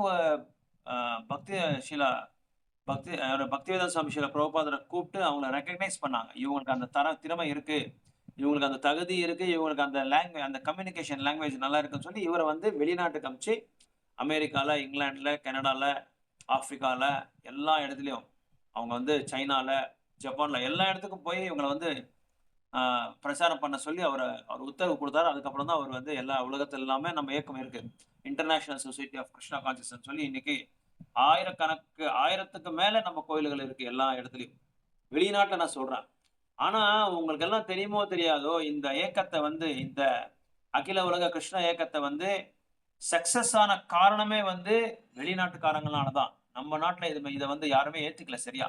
பிரபுபாத் வந்து ரொம்ப கஷ்டப்பட்டாங்க பிகினிங்ல, இதை வந்து ஒரு நல்ல நிலைக்கு கொண்டு போகணும்னு சொல்லி பல முயற்சிகள் பண்ணாங்க. என்ன பண்ணாங்க கூட யாருமே ஏத்துக்கல. ஏன் அப்படின்னா பொதுவாகவே நம்ம இந்தியால கிருஷ்ணரை பத்தி எல்லாருக்குமே தெரியும், கிருஷ்ணனோட பால்யலைகளை பத்தி நிறைய தெரியும். இங்க என்ன ஒரு முக்கியமான விஷயம் நம்ம புரிஞ்சுக்க வேண்டியது அப்படின்னா, நம்மளுக்கு பகவானை பத்தி கதைகளை பத்தி தெரியும், ஆனா நம்ம அந்த உணர்வுல இருக்கிறது இல்லை, அதான் ப்ராப்ளம். ஆனா அந்த வெளிநாட்டுக்காரங்க பிரபுபாத் சொன்ன ஒரு கட்டளைகளை வந்து சீரியஸா தீவிரமா கடைப்பிடிச்சிட்டு, அவங்களுக்கு எதுவுமே தெரியாது கிருஷ்ணரை பத்தி, பகவானை பத்தி எதுவுமே தெரியாது. ஆனா பிரபுபாதர் சொன்ன அந்த கட்டளைகளை வந்து தீவிரமா எடுத்துக்கிட்டாங்க, ஸ்ரத்தையா அதை வந்து ஃபாலோ பண்ண ஆரம்பிச்சிட்டாங்க, கடைப்பிடிக்க ஆரம்பிச்சிட்டாங்க. அதனாலதான் அந்த இயக்கம் வந்து இந்த கிருஷ்ண அகில உலக கிருஷ்ண இயக்கமே வந்து சக்சஸ் ஆனதுக்கு காரணமே வந்து ஸ்ரீல பிரபுபாதருக்கு வந்து இவங்கனாலதான். வெளிநாட்டுக்காரங்க தான் அதை வந்து தீவிரமா ஏத்துக்கிட்டாங்க. அதுக்கப்புறம் தான் இந்தியாவுக்கு வந்த பிறகு அவங்கள ஒரு இது என்ன சொல்றது உதாரணமா காமிச்சு அப்புறம் தான் நம்ம நாட்டுல வந்து ஏத்திக்கிட்டாங்க. அதுல ஃபர்ஸ்ட் பிரபுபாதருக்கு வந்து நம்ம இந்தியாவில பக்தரானது யாரு அப்படின்னா பிரபாகர் மிஸ்ரா. இவங்க தான் ஃபர்ஸ்ட் பிரபுபாதர் வந்து சீடர் ஆனாரு. ஆனா பிரபுபாத் சொன்ன அந்த நியமங்களை வந்து இவங்களால கடைப்பிடிக்க முடியல. ஏன்னா இவங்க 4 நியமங்களை வந்து கடைப்பிடிக்க முடியல அவங்களால. அதுக்கு வெளிநாட்டுக்காரங்க போய் அங்க பிரச்சாரம் பண்ண பிறகு இவங்க சீடர் ஆயிட்டாங்க, பிரபுபாதர் சொன்னது எல்லாமே ஃபாலோ பண்ண ஆரம்பிச்சிட்டாங்க. பாருங்க எவ்வளவு அவங்களுக்கு வந்து குரு மேல ஸ்ரத்த இருந்தது. அது மட்டும் இல்லாம இங்க நம்ம பார்க்க வேண்டிய முக்கியமான விஷயம் என்னன்னா, பிரபுபாதருக்கு அவ்வளவு தூய்மையான பக்தி இருந்தது, அவ்வளவு தூய பக்தரா இருந்தார். 3 தடவை ஹார்ட் அட்டாக் ஆயிருக்கு அவருக்கு. யாருக்கு பிரபுபாதருக்கு, நம்மளுக்கு எல்லாருக்குமே தெரியுமா ஹார்ட் அட்டாக்னா எவ்வளவு பெரிய ஒரு கடுமையான ஒரு நோய் அப்படின்னு சொல்லி நம்மளுக்கு எல்லாருமே தெரியும். அப்படி இருந்தா கூட பிரபுபாதர் வந்து அப்படி ஒரு நிலைமையில கூட பிரபுபாதர் போய் அமெரிக்காக்கு ரீச் ஆகி கிருஷ்ண பக்திய கிருஷ்ணநாமத்தை வந்து எல்லாருக்கும் பரவலா பரப்புனாங்க. ஸோ அதனால இந்த முக்கியமான ஒரு விஷயம் என்ன அப்படின்னா, தாழ்ந்த தாழ்ந்த நபர் கூட தூயமான பக்தி தொண்டுவை ஏத்திக்கிட்டா அவன் கூட பிராமணன் ஆகலாம், பிராமணருக்கு அப்பாற்பட்டவன் வைஷ்ணவர் கூட ஆகலாம் அப்படின்னு சொல்லிதான் இங்க சொல்லப்பட்டிருக்கு. அந்த மாதிரி நிறைய விஷயங்கள் சைத்தன்ய மகாபிரபுவோட காலகட்டத்துல, சைத்தன்ய மகாபிரபு யாருன்னா பகவான் கிருஷ்ணரே உண்மையான அவரோட அவதாரமே தான். பகவான் கிருஷ்ணரே பக்தரா வந்தார். அவரு ஜகாய் மதாய் என்ற 2 பேர் பிராமணர்கள் இருந்தாங்க. அவங்க வந்து எப்படி ஆயிட்டாங்கன்னா சண்டாளர்களோட மோசமாயிட்டாங்க. அவங்களே வந்து அவர் உத்தாரம் பண்ணாங்க. அவங்களுக்கு பக்தியை கொடுத்து நித்யானந்த பிரபு சைத்தன்ய மகாபிரபுவோட கருணை அவங்களுக்கு வழங்கி அவங்களையும் பக்தராக்கிட்டாங்க. அதே மாதிரி சைத்தன்ய மகாபிரபுவோட காலகட்டத்துல சிவானந்த சேனா அப்படின்னு சொல்லி ஒருத்தர் இருந்தாரு, சிவானந்த சேனா. அவர் வந்து வருஷம் ஜெகநாத் ரத யாத்திரத்துக்கு வந்து எல்லாரையும் ஃப்ரீயா அழைச்சிட்டு போவாங்க. அப்படி போகும்போது அவர் கூட ஒரு நாய் வந்தது, ஒரு நாய். அந்த நாய் அவங்க கூடயே ஜெகநாத் ரத யாத்திரைக்கு எல்லாமே வந்துட்டு இருந்துச்சு. அவரு நம்ம பின்னாடி நாய் எங்கேயாவது வந்தா நம்ம இடத்துல என்ன பண்ணுவோம், அதை அடிச்சு துரத்திடுவோம் ஃபர்ஸ்ட், போடா போடா அப்படின்னு சொல்லி. ஆனா அவர் வந்து அவங்க மேல கூட கருணையை காமிச்சு அவங்களையும் அழைச்சிட்டே வந்தாங்க. அவங்க அழைச்சிட்டு வந்து சைத்தன்ய மகாபிரபு அந்த நாயை பார்த்து அந்த சைத்தன்ய மகாபிரபு அவங்களுக்கும் வந்து அந்த கருணையை வழங்கி அந்த நாய் வந்து மனுஷ உருவம் எடுத்து பக்தரோட உருவம் எடுத்து அவங்க நேரா வைகுண்டத்துக்கு அனுப்பிச்சிட்டாங்க பகவான். இப்படியெல்லாம் அந்த தூயமான பக்தித்தோட, ஏன்னா அந்த ரத யாத்திரா ஃபுல்லா வந்தது. அது இவங்க ஜெகநாதரோட பேரை சொல்ல சொல்ல சொல்ல அதுவும் கேட்டுட்டே இருந்தது. பகவானோட பேரு கேட்டு அவங்க கதையெல்லாம் கேட்க கேட்க அவங்களுக்கு அந்த நாய்க்கு அந்த தூயமான பக்தி தொண்டு வந்துருச்சு. அப்படின்னா பாருங்க, நாய்க்கே அந்த மாதிரி ஒரு இது வந்தது அப்படின்னா மனிதர்களுக்கு வராம இருக்குமா? ஏன்னா பக்தரோட சாங்கித்தத்துல இருந்தா கண்டிப்பா அவங்களுக்கு வந்து அந்த வைப்ரேஷன் இருந்தே இருக்கும். ஸோ அதனால நம்ம இதுக்குள்ள ராமாயணத்துல கூட பார்க்க, வால்மீகி கூட ஒரு வேடனா இருந்து நாரத மகாமுனியோட கருணைனால அவர் என்ன ஆனாரு, ராமாயணம் என்ற ஒரு உயர்ந்தமான காவியத்தை எழுதுற அளவுக்கு அவருக்கு தகுதி வந்துருச்சு. அந்த மாதிரி ஒரு உயர்ந்தமான தூயமான பக்தியை வந்து அவங்க வழங்கிட்டாங்க. அதனால தூயமான இந்த கிருஷ்ண பக்தியை வந்து யார் வேணாலும் இதை ஏத்திக்கலாம், யார் வேணாலும் இதை கடைப்பிடிக்கலாம். முக்கியமா நம்ம கௌடிய சம்பிரதாயத்துல யார் வேணாலும் இதை ஏத்திக்கலாம். அதனாலதான் நீங்க பார்க்கலாம், உலகம் எல்லாமே இந்த ஜெகநாத் ரதத்தை நீங்க பார்த்திருக்கலாம். எல்லா இடத்துலயும் நடந்திருக்கு. சின்ன சின்ன கண்ட்ரில எல்லாம் இது வந்து ரத யாத்திரை பண்றாங்க. அவங்கெல்லாம் யாருமே பகவானை பத்தி தெரியாது, ஆன்மீகத்தை பத்தி தெரியாது, பக்தியை பத்தி தெரியாது, பகவானை பத்தி தெரியாது, அன்பன்றதே அவங்களுக்கு தெரியாது. பாத்தீங்கோங்க வெளிநாட்டுக்காரங்களுக்கு. அதனாலதான் வெளிநாட்டுக்கு அந்த காலத்துல போனா பகிஷ்காரம் பண்ணிடுவாங்க. இப்போ அங்க போனவங்க எங்க இதுக்கு வரக்கூடாது, எங்க சமுதாயத்துக்கு வரக்கூடாது அப்படின்னு சொல்லி முக்கியமா மத்த சம்பிரதாயத்துல ஸ்ரீ சம்பிரதாயத்துல சேர்க்கவே மாட்டாங்க. அந்த மாதிரி ஆட்களுக்கு எல்லாமே ஒரு விப்ளவத்தை கொண்டு வந்தாங்க, ஒரு ரெவல்யூஷனை கொண்டு வந்தாங்க. ஸ்பிரிச்சுவல் ரெவல்யூஷன் பக்தி சித்தாந்த சந்திகோசாமி மகாராஜ் கொண்டு வந்து பிரபுபாதரை வந்து கருவியா வச்சுக்கிட்டு உலகம் எல்லாமே இந்த கிருஷ்ண பக்திய எல்லாருமே சேர்ந்து காங்கிரிகேஷனல் சாண்டிங், எல்லாருமே சேர்ந்து நம்ம பகவான் நாமத்தை சொல்லலாம், எல்லாருமே சேர்ந்து நம்ம பகவான் பக்தியை செய்யலாம் சொல்லி ஒரு இடத்துல எல்லாரையும் சேர்க்க வச்சாங்க. பக்தி ஸ்ரீல பிரபுபாதர் அவரோட குருநாதரோட கருணையினால. சோ இந்த மாதிரி நம்ம நிறைய விஷயங்கள் நம்ம வந்து பார்க்கலாம். சைத்தன்ய மகாபிரபு வந்து கிருஷ்ண பிரேமையை எப்படி எல்லாம் கொடுத்தாரு எல்லாருக்குமே சொல்லி. அப்புறம் மகா பிரகாஷ் லீலால சைத்தன்ய மகாபிரபுவோட சைத்தன்ய சரித்திரத்தை நம்ம பார்க்கலாம். கிருஷ்ணதாஸ் கோசாமி எழுதியிருக்காரு. ஒரு பெண் வந்து ஒரு கோயில்ல வந்து கங்கை நதியில அப்புறம் வந்து முக்கியமான தீர்த்தங்கள் எல்லாம் போய் ஒரு குடம் தண்ணி கொண்டு வந்து அபிஷேகத்துக்காக கொடுத்துட்டு இருந்தாங்க. அவர் பேர் துக்கி அப்படின்னு சொல்லி பேரு. அவங்க தாழ்ந்த ஜாதிக்காரங்க தான், ஆனா கோயில் உள்ள சேர்க்க மாட்டாங்க. இப்போ கூட நம்ம பார்க்கலாம், பெரிய பெரிய பெருமாள் கோயில்லாம் உள்ள சேர்க்கவே மாட்டாங்க. சில பேரெல்லாம் அந்த இது தாழ்ந்த ஜாதி அப்படின்னு சேர்க்க மாட்டாங்க. அதனால அந்த துக்கி என்ற ஒரு பெண்மணியை வந்து தண்ணி கொண்டு வந்து கொடுத்துருப்பாங்க. கொடுத்துட்டு இருக்கும்போது ஒரு தடவை சைத்தன்ய மகாபிரபு இவரை பார்த்துட்டே இருந்தாங்க, என்ன சேவை செஞ்சுட்டு இருக்காரு சொல்லி பார்த்துட்டு கூப்பிட்டு என்னம்மா உன் பேருன்னு சொல்லி கேட்டாரு. சுவாமி என் பேரு துக்கி அப்படின்னு சொல்றாங்க. நீ என்ன சேவை செஞ்சுட்டு இருக்க? அப்படி இந்த மாதிரி நான் கொண்டு வந்து பெருமாளுக்காக, கிருஷ்ணருக்காக, கண்ணனுக்காக நான் அன்போட நான் எப்போ இந்த குடத்துல வந்து ரொம்ப அப்பெல்லாம் இந்த நம்ம மாதிரி கிடையாது. சும்மா மோட்டரை சுவிட்ச் போட்டா தண்ணி சரன்னு வந்துடும். அப்படி கிடையாது. கோயிலே ஒரு இடத்துல இருக்கும், கங்கா நதி ஒரு இடத்துல இருக்கும், யமுனா நதி ஒரு இடத்துல இருக்கும், காவேரி ஒரு இடத்துல இருக்கும். 5 கிலோமீட்டர் 10 கிலோமீட்டர் நடந்துட்டு போய் நம்ம குடத்துல கொண்டு வந்து அவங்களுக்கு கொடுக்கணும். அந்த மாதிரி ஒரு சிரமத்தை வந்து அவங்க சமைச்சிட்டு இருந்தாங்க. நம்மளால முடியாது இப்ப எல்லாம். அந்த மாதிரி தண்ணி ஒரு நாள் இல்லாம, அது காலங்காத்தாலேயே என்ன சொல்றது, பிரம்மமுகூர்த்தத்திலேயே அவங்க வந்து கொண்டு வந்து கொடுப்பாங்க. அந்த இருட்டுல சூரியன் கூட இன்னும் உதிச்சிருக்க மாட்டான். அந்த சமயத்துல கொண்டு வந்து ஒரு நாள் தவறாம கொண்டு வந்து கொடுத்துட்டாங்க. அப்போ மகாபிரபு அவங்களோட சேவையை பார்த்துட்டு, அவங்களோட பணிவோன அந்த பக்தியை பார்த்துட்டு, இனிமே உன் பேர் வந்து துக்கி கிடையாது, சுக்கி அப்படின்னு சொல்லி பேர் கொடுத்தாங்க. பேரு கொடுத்து அவங்கள வந்து அந்த கருணைய வழங்கினாங்க. யாரு? சைத்தன்ய மகாபிரபு. பிருந்தாவனத்துல நீங்க போனா லூயி பசார்னு சொல்லி ஒரு பசார் இருக்கு, ஒரு மார்க்கெட் பிளேஸ், ஒரு மார்க்கெட்டு. அங்க இது பக்திக்கு சார்ந்தது எல்லாமே நம்மளுக்கு கிடைக்கும் அங்க. அந்த பஞ்சாரத்தி, அப்புறம் வந்து மங்களாரத்தி செட்டு, அப்புறம் பிளாங்கெட்டு, அதுக்கப்புறம் வந்து இது சைத்தன்ய மகாபிரபு, நித்யானந்த பிரபு விக்கிரகங்கள், அப்புறம் வந்து ராதாகிருஷ்ண விக்கிரகங்கள், அப்புறம் வந்து கண்டி மாலா, ஜப பேகு, அப்புறம் வந்து பகவானுக்கு அலங்காரம் பண்ற ட்ரெஸ்ஸஸ், செயின், நெக்லஸ் எல்லாமே பகவானுக்கு சார்ந்தது எல்லாமே அந்த பசார் பெரிய ஃபேமஸ் பசார். அந்த லூயி பசார்ல யார் வந்து வியாபாரம் பண்ணிட்டு இருந்தாங்க அப்படின்னா ஸ்மார்த்தர். முக்கியமா ஸ்மார்த்தர் வந்து சிவனை கடைபிடிப்பாங்க. அவங்கள பத்தி எதுவுமே நம்ம தப்பா சொல்றது கிடையாது. அந்த சமயத்துல அவங்க அந்த மாதிரி இருந்தாங்க, அந்த மாதிரி ஒரு மைண்ட் செட்ல இருந்தாங்க. அவங்க வந்து அவங்களதான் ஸ்மார்த்தர் அப்படின்னு சொல்லுவாங்க. அந்த ஸ்மார்த்த பிராமணாஸ் என்ன பண்ணுவாங்க அப்படின்னா, இவங்க பிரபுபாதர் இவங்க எல்லாருமே பக்தி தொண்டு கொடுத்ததுனால இவங்க என்ன பண்ணாங்க, இந்தியாவுக்கு வந்து நம்ம பக்தி பண்ணோம் அப்படின்னு சொல்லி நிறைய பேர் வந்துட்டாங்க. பிருந்தாவனத்துல வந்துட்டாங்க. பிருந்தாவனத்துக்கு கல்கட்டால இருக்கிற எங்க ஹெட் குவார்டர்ஸ் மாயாப்பூருக்கு அங்கெல்லாம் வந்து எல்லா கோயிலுக்கும் வந்து சுத்தி பார்த்து எப்படியெல்லாம் பக்தர் பண்றாங்க, எப்படியெல்லாம் பக்தி தொண்டை வந்து இந்தியால பண்றாங்க அப்படின்னு சொல்லி பாக்குறதுக்காகவே வந்து கடைபிடிச்சு இப்ப கூட நிறைய பேர் இருக்காங்க. எங்க கோயில்ல நிறைய பேர் வந்து சேவிச்சே இருந்துச்சு, பெருமாளை சேவிச்சு கண்ணனை சேவிச்சுட்டே இருக்காங்க. அவங்களாம் வரும்போது இப்படி இவங்க எல்லாம் என்ன சொல்றாங்கன்னா, அந்த பிசினஸ்ல அந்த கடை ஓனர், ஷாப் ஓனர்ஸ், கடைக்காரன், அந்த கடை எஜமானி அப்படி எல்லாம் என்ன பண்ணுவாங்கன்னா, அந்த வெளிநாட்டுக்காரங்களை பார்த்த உடனே, ஏய் நீ தொடாத, எங்களை தொடாம நீ பொருள் எடுத்துக்கோ, அதுவும் நீ கொடுக்குற பணத்தை வந்து அங்க வச்சுடு, எங்களை டச் பண்ணாம நீ பணத்தை வச்சுக்கிட்டு அதுக்கப்புறம் நீ உன் பொருளை எடுத்துட்டு போ, கொஞ்சம் தூரமான இல்லை அப்படின்னு சொல்லி அவங்கள வந்து அன்டச்சபிள்ஸ் மாதிரி பார்த்துட்டு இருந்தாங்க. அன்டச்சபிள்ஸ்க்கு என்ன சொல்றீங்க தமிழ்ல, எனக்கு சரியா ரீகால் பண்ண முடியல. ஸோ அந்த மாதிரி இப்போ நம்ம வந்து யாருக்காவது இந்த கொரோனா டைம்ல நம்ம என்ன எப்படி இருப்போம், அந்த டிஸ்டன்ஸை மெயின்டைன் தீண்டாமை, கரெக்ட், ஓகே, அப்ரோப்ரியேட் வேர்டு.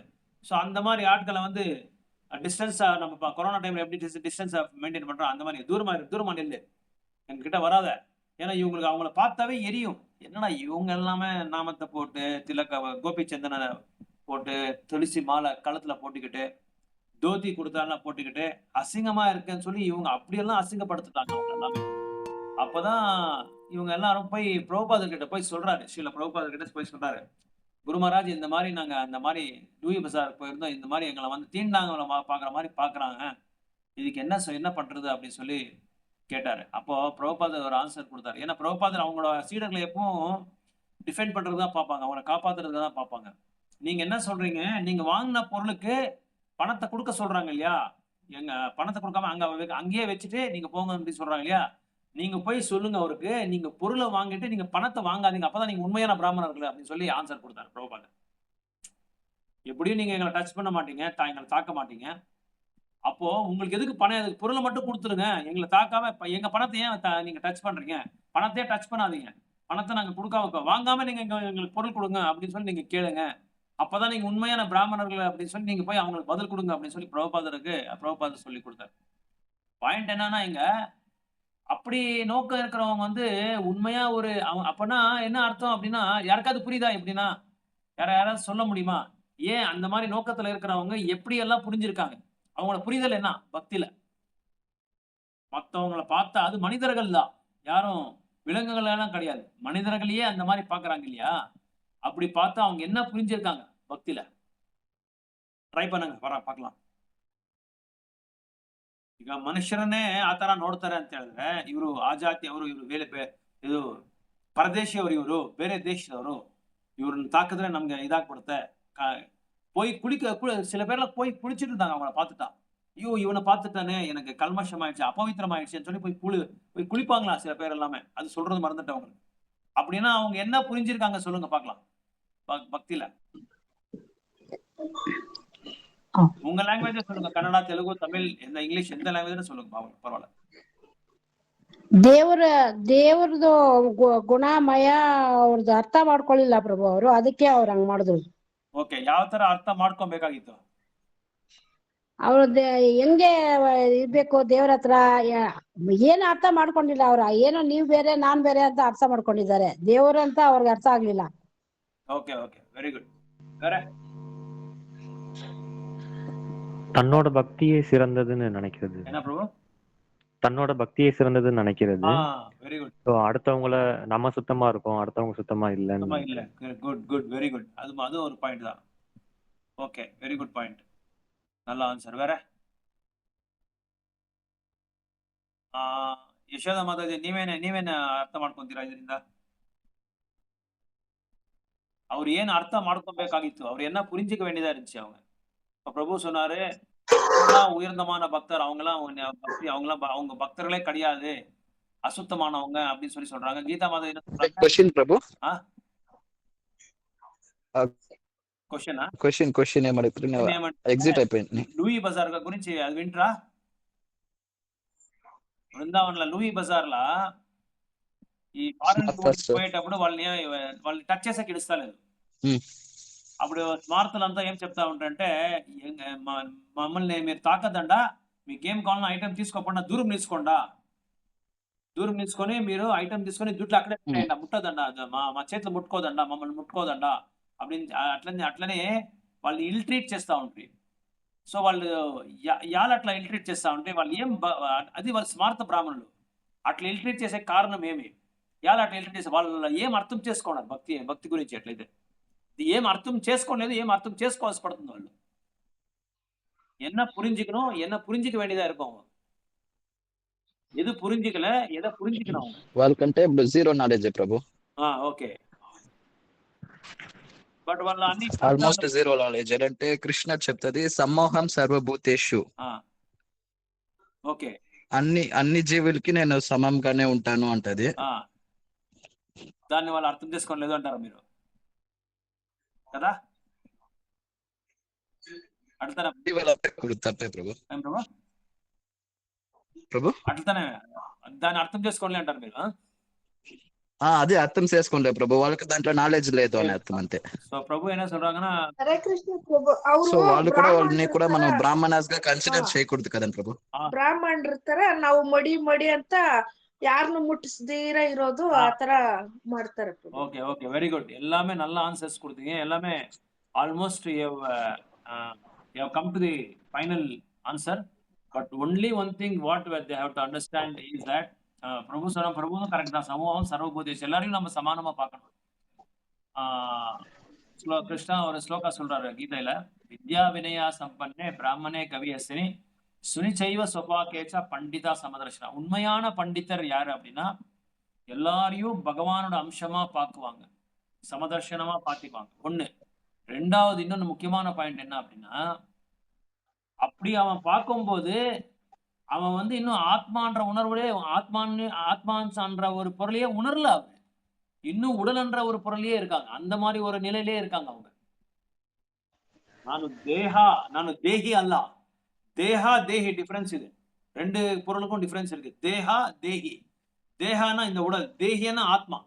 நான் அகம் பிரம்மாஸ்மி, நான் ஆத்மஸ்வரூபம். அந்த ஆத்மஸ்வரூபம்ன்றதே அவங்களுக்கு இன்னும் புரியல என்ன அர்த்தம். அப்ப அவங்கள என்ன பாக்குறாங்கன்னா ஒரு தேகமா பாக்குறாங்க, ஃபாரின் பாடியா பாக்குறாங்க அவங்கள. ಹೇಳಿ ಅವ್ರು ಯಾಕೆ ಮಾಡ್ತಾ ಇದ್ರು, ದೇವರಿಗೆ ಒಂದು ಅರ್ಪಿತ ಮಾಡ್ತಾ ಇದ್ರು, ಭಕ್ತಿ ಸೇವೆಯಿಂದಾನೇ ಮಡಿ ಮಾಡ್ತಾ ಇದ್ರು. ದೇವ್ರಿಗೆ ತೃಪ್ತಿ ಆಗುತ್ತೆ ನಾವು ಮಡಿಯಾಗಿದ್ರೆ ಅನ್ನೋ ಒಂದು ಭಾವನೆ ಅವರಲ್ಲಿ ಇತ್ತು. ಅದು ಆದ ಕಾರಣ ಅವರು ಮಡಿ ಪಾಲನೆ ಮಾಡ್ತಾ ಇದ್ರು ಬ್ರಾಹ್ಮಿನ್ಸ್. Correct ஒல்லே point. அது ஒரு நல்ல பாயிண்ட் தான். மாதாஜி என்ன சொல்றாங்க அப்படின்னா வெரி இன்டெலிஜென்ட் பாயிண்ட். அது அவங்க எதுக்காக அப்படி பண்ணிட்டு இருந்தாங்க அப்படின்னா, அசுத்தமா நம்ம பகவானுக்கு கைங்கரியம் பண்ணக்கூடாதுன்ற ஒரு நோக்கம். அப்படி அந்த நோக்கத்தையே வச்சுக்கிட்டு நம்ம எல்லாரையும் தவிச்சுட்டே இருந்தா, அவாய்ட் பண்ணிட்டே இருந்தா, அப்ப எப்படி அவங்க பக்தர் ஆவாங்க? அவங்க எங்க அவர் பக்தராಗ್ತಾರೆ? எல்லாரும் ನಾವು ಅಪವಿತ್ರ ಅನ್ಕೊಂಡು ಎಲ್ಲಾರು ನಾವು ತೊರ್ಕೊಂಡಿದ್ರೆ ಅವ್ರು ಹೇಗೆ ಅವರು ಭಕ್ತಿ ಸೇವೆಗೆ ಬರ್ತಾರೆ? ಅದಕ್ಕೆ ಏನ್ ಹೇಳ್ತಾರೆ ಅಂದ್ರೆ ನಮ್ಮ ಸಂಪ್ರದಾಯದಲ್ಲಿ ಅವ್ರಿಗೆ ಎಡ್ಯುಕೇಟ್ ಮಾಡಿ, ಅವ್ರಿಗೆ ವಿದ್ಯಾಭ್ಯಾಸ ಕೊಡಿ, ಅವ್ರಿಗೆ ಕಾಮನ್ ಸೆನ್ಸ್ ಹೇಳ್ಕೊಡಿ. ಅವ್ರಿಗೆ ಭಕ್ತಿ ಸೇವೆಯಲ್ಲಿ ಬರುವಾಗ ಯಾವ ತರ ಶುದ್ಧವಾಗಿರ್ಬೇಕು, ಯಾವ ಟೈಮಲ್ಲಿ ನಾವು ಏನೇನ್ ಮಾಡ್ಬೇಕು, ಡಿಸ್ಕ್ರಿಮಿನೇಷನ್, ಒಳ್ಳೇದು ಯಾವುದು ಕೆಟ್ಟದ್ದು ಯಾವುದು, ಇದೆಲ್ಲ ನಾವು ಹೇಳ್ಕೊಡ್ತಾ ಬಂದ್ರೆ ಇವರೆಲ್ಲ ಇವಾಗ ಎಷ್ಟೋ ಜನ ಭಕ್ತರಾಗ್ಬಿಟ್ಟಿದಾರಲ್ಲ ಪ್ರಭುಪಾದರು ಆತರ ಮಾಡಿದಕ್ಕೋಸ್ಕರ. ಪ್ರಪಂಚದಲ್ಲಿ ಎಷ್ಟೋ ಜನ ಫಾರಿನ್ ಡಿವೋಟೀಸ್ ಇದಾರೆ, ಅವರೆಲ್ಲ ಏನೂ ಗೊತ್ತಿಲ್ಲ ಅವ್ರಿಗೆ. ಆಕ್ಚುಲ್ ಆಗಿ ರೆಸ್ಟ್ ರೂಮ್ಗೆ ಹೋದ್ರೆ ಅವ್ರಿಗೆ ಹೆಂಗೆ ವಾಶ್ ಮಾಡ್ಕೊಳ್ಳೋದು ಗೊತ್ತಿಲ್ಲ, ಅದನ್ನೆಲ್ಲ ಹೇಳ್ಕೊಟ್ರಲ್ಲ ಪ್ರಭುಪಾದ. ಸ್ನಾನ ಮಾಡೋದೇ ಅಂತ ಹೆಂಗೆ ಹೇಳ್ಕೊಟ್ರು. ಹೆಂಗಸರಿಗೆ ಹೆಂಗೆ ಸ್ಯಾರಿ ತಗೊಂಡೋಗಿ ಕೊಟ್ರು ಇಂಡಿಯಾದಿಂದ ಮಾತಾಜಿಗೆ. ನನ್ನ ಆಧ್ಯಾತ್ಮಿಕ ಇವರು ಎಲ್ಲ ನನ್ನ ಆಧ್ಯಾತ್ಮಿಕ ಮಗಳು ಅಂತ ಹೇಳ್ಕೊಂಡು ಆ ಭಾವನೆಯಲ್ಲಿ ಅವ್ರನ್ನ ಮಗಳಾಗಿ ನೋಡಿದ್ರು. ಎಲ್ಲಾರನ್ನು ನೋಡ್ಕೊಂಡು ಅವ್ರಿಗೆ ಸೀರೆಯನ್ನ ತಗೊಂಡೋಗಿ ಕೊಟ್ರು. சேலை எல்லாம் கொடுத்துட்டு போய் எப்படியெல்லாம் இதுக்கு இது பண்றது அப்படின்னு சொல்லி காமிச்சாங்க. எல்லாம் என்னோட பொண்ணுகள் மாறிதான் இவங்க எல்லாருமே அப்படின்னு சொல்லி பார்த்தாங்க. அதனால எடுக்கேட் பண்ண அவங்கள நம்ம கல்வியை கொடுக்கணும், பக்தின்ற கல்வியை கொடுக்கணும் அவங்களுக்கு. அப்படி கொடுத்தாதான் அப்போ அவங்களும் பக்தராகிறதுக்கு சான்ஸ். அந்த மாதிரி கொடுத்ததால இன்னைக்கு பாருங்க உலகம் எல்லாமே பரப்பிட்டாங்க. அவங்க கிருஷ்ண பக்தி எல்லா இடத்துலயும் பகவான நாமத்தை பரப்பிட்டாங்க, எல்லாரும் பக்தராயிட்டாங்க. எல்லா பாகவதத்தை உபன்யாசத்தை எல்லாம் கொடுக்குறாங்க. நிறைய பேர் பிரபுபாதர்கிட்டயும் பக்தி சித்தாந்த சதி கோஸ்வாமி கிட்ட சொன்னாங்க, உங்க சீடர்கள் இருக்காங்களே அந்த ஃபாரின் சீடர்களே, ஸ்லோகமே அவங்களுக்கு வந்து உச்சரிக்கவே புரியல, தெரியல அவங்களுக்கு. அவங்களுக்கெல்லாம் நீங்க பிராமண தீட்சை குடுத்துட்டீங்க அப்படி சொல்லி பிரபுபாதர் கிட்ட சண்டை போட்டாரு. பக்தி சித்தாந்த கோசாமி கிட்ட சண்டை போட்டாரு. அப்புறம் வந்து பிரபுபாதர் கிட்ட சொல்லும்போது பிரபுபாதர் என்ன ஆன்சர் சொன்னாங்க தெரியுமா? இங்கிலீஷ்ல ஒரு ஸ்டேட்மெண்ட் சொன்னாங்க. They may be not proper in pronunciation of in pronouncing the Sanskrit slokas. They may be wrong, but they are very good in renunciation அப்படின்னு சொல்லி சொன்னாங்க. ப்ரொனன்சியேஷன்ல வேணா அவர் தவறா இருக்கலாம், நான் இல்லைன்னு சொல்ல. ஆனால் ரினன்சியேஷன்ல உங்களோட உயர்ந்தவங்க அப்படின்னு சொல்றாங்க. வைராக்கியத்துல துறவு வாழ்க்கையில வந்து அவங்க என்ன பண்ணாங்க, அவங்க பெரிய பெரிய இது வெள்ளரசு நாட்டுல இருந்து வெள்ளரசு வீட்டுல இருந்து வந்திருக்காங்க. வெள்ளரசு குடும்பத்துல எல்லாருக்குமே பல கம்பெனிகள் எல்லாமே இருக்கு. பெரிய பெரிய கம்பெனிகள் ஓனரோட பசங்க பொண்ணுங்க அவங்க எல்லாமே துறவிட்டாங்க. எல்லாரையும் துறவிட்டு பிரபுபாதருக்காக சரணடைஞ்சு கிருஷ்ண பக்தியை வந்து தொடங்குறதுக்காக அதை வந்து ரொம்ப ஆழமா அதுல பயிற்சி பண்றதுக்காக என்ன பண்ணாங்க அப்படின்னா எல்லாமே துறவிட்டாங்க. அவங்க துறவு வாழ்க்கைக்கே வந்துட்டாங்க. 4 ஃபேமிலி போச்சு அமெரிக்கால இருந்து இங்கிலாந்துக்கு. அந்த 4 ஃபேமிலி கையில ஒரு 10 பைசா கூட இல்லை. விசா வாங்குறது கூட அவங்க கிட்ட பணம் இல்லை. அவங்க வந்து husband and wife 4 husband and wife England ஃபுல்லா பரப்புனாங்க பிரச்சாரத்தை, கிருஷ்ண இயக்கத்தை. இப்ப நான் உங்களுக்கு நம்ம யாருக்காவது நம்ம கிட்ட ஒரு பணம் கொடுத்துட்டு இங்க போய் பிரச்சாரம் பண்ணப்பான்னு சொல்லி நம்மள அமிச்சா நம்ம போவோமா? நம்மளால பண்ண முடியாது. நம்மளாலே பண்ண முடியாது. ப்ராக்டிகலி ஸ்பீக்கிங் எல்லாரையும் துறவிட்டு. ஆனா அவங்க ஏத்துக்கிட்டாங்க. அதனாலதான் இஸ்கான் வந்து ரொம்ப ஃபேமஸ் ஆனது காரணமே வந்து வெளிநாட்டுக்கார பக்தர்கள் தான். இந்தியன்ஸ் எல்லாமே யாருமே பிகினிங்ல சப்போர்ட் பண்ணல. யாரோ ஒரு சில பேர் தான் பண்ணாங்க. அதுக்கப்புறமா தான் அவங்கள பார்த்து நம்ம இந்தியால வந்து ரொம்ப சீரியஸா எடுத்துக்கிட்டாங்க. அது இன்னொன்னு நம்மளோட வீக் பாயிண்ட் என்னன்னா, நம்ம இந்தியால வெளிநாட்டுக்காரங்களை பார்த்து தான் நம்ம ஃபாலோ பண்றோம். இப்போ இருக்கிற ட்ரெண்ட், இப்போ புது ட்ரெண்ட் என்னன்னா ஒரு 50 வருஷமா இப்போ பிரிட்டிஷ்காரங்க வந்தாலும் அப்ப இருந்து இப்போ பிரிட்டிஷ்காரங்க வந்து நம்மளோட பண்பாடையும் நம்மளோட கலாச்சாரத்தையும் நம்ம சம்ஸ்காரத்தையும் எல்லாமே செதறிட்டாங்களோ அப்ப இருந்து நம்ம என்ன பண்றோம், பிரிட்டிஷ்காரங்க என்ன பண்றாங்களோ அதுதான் நம்ம பண்றோம்.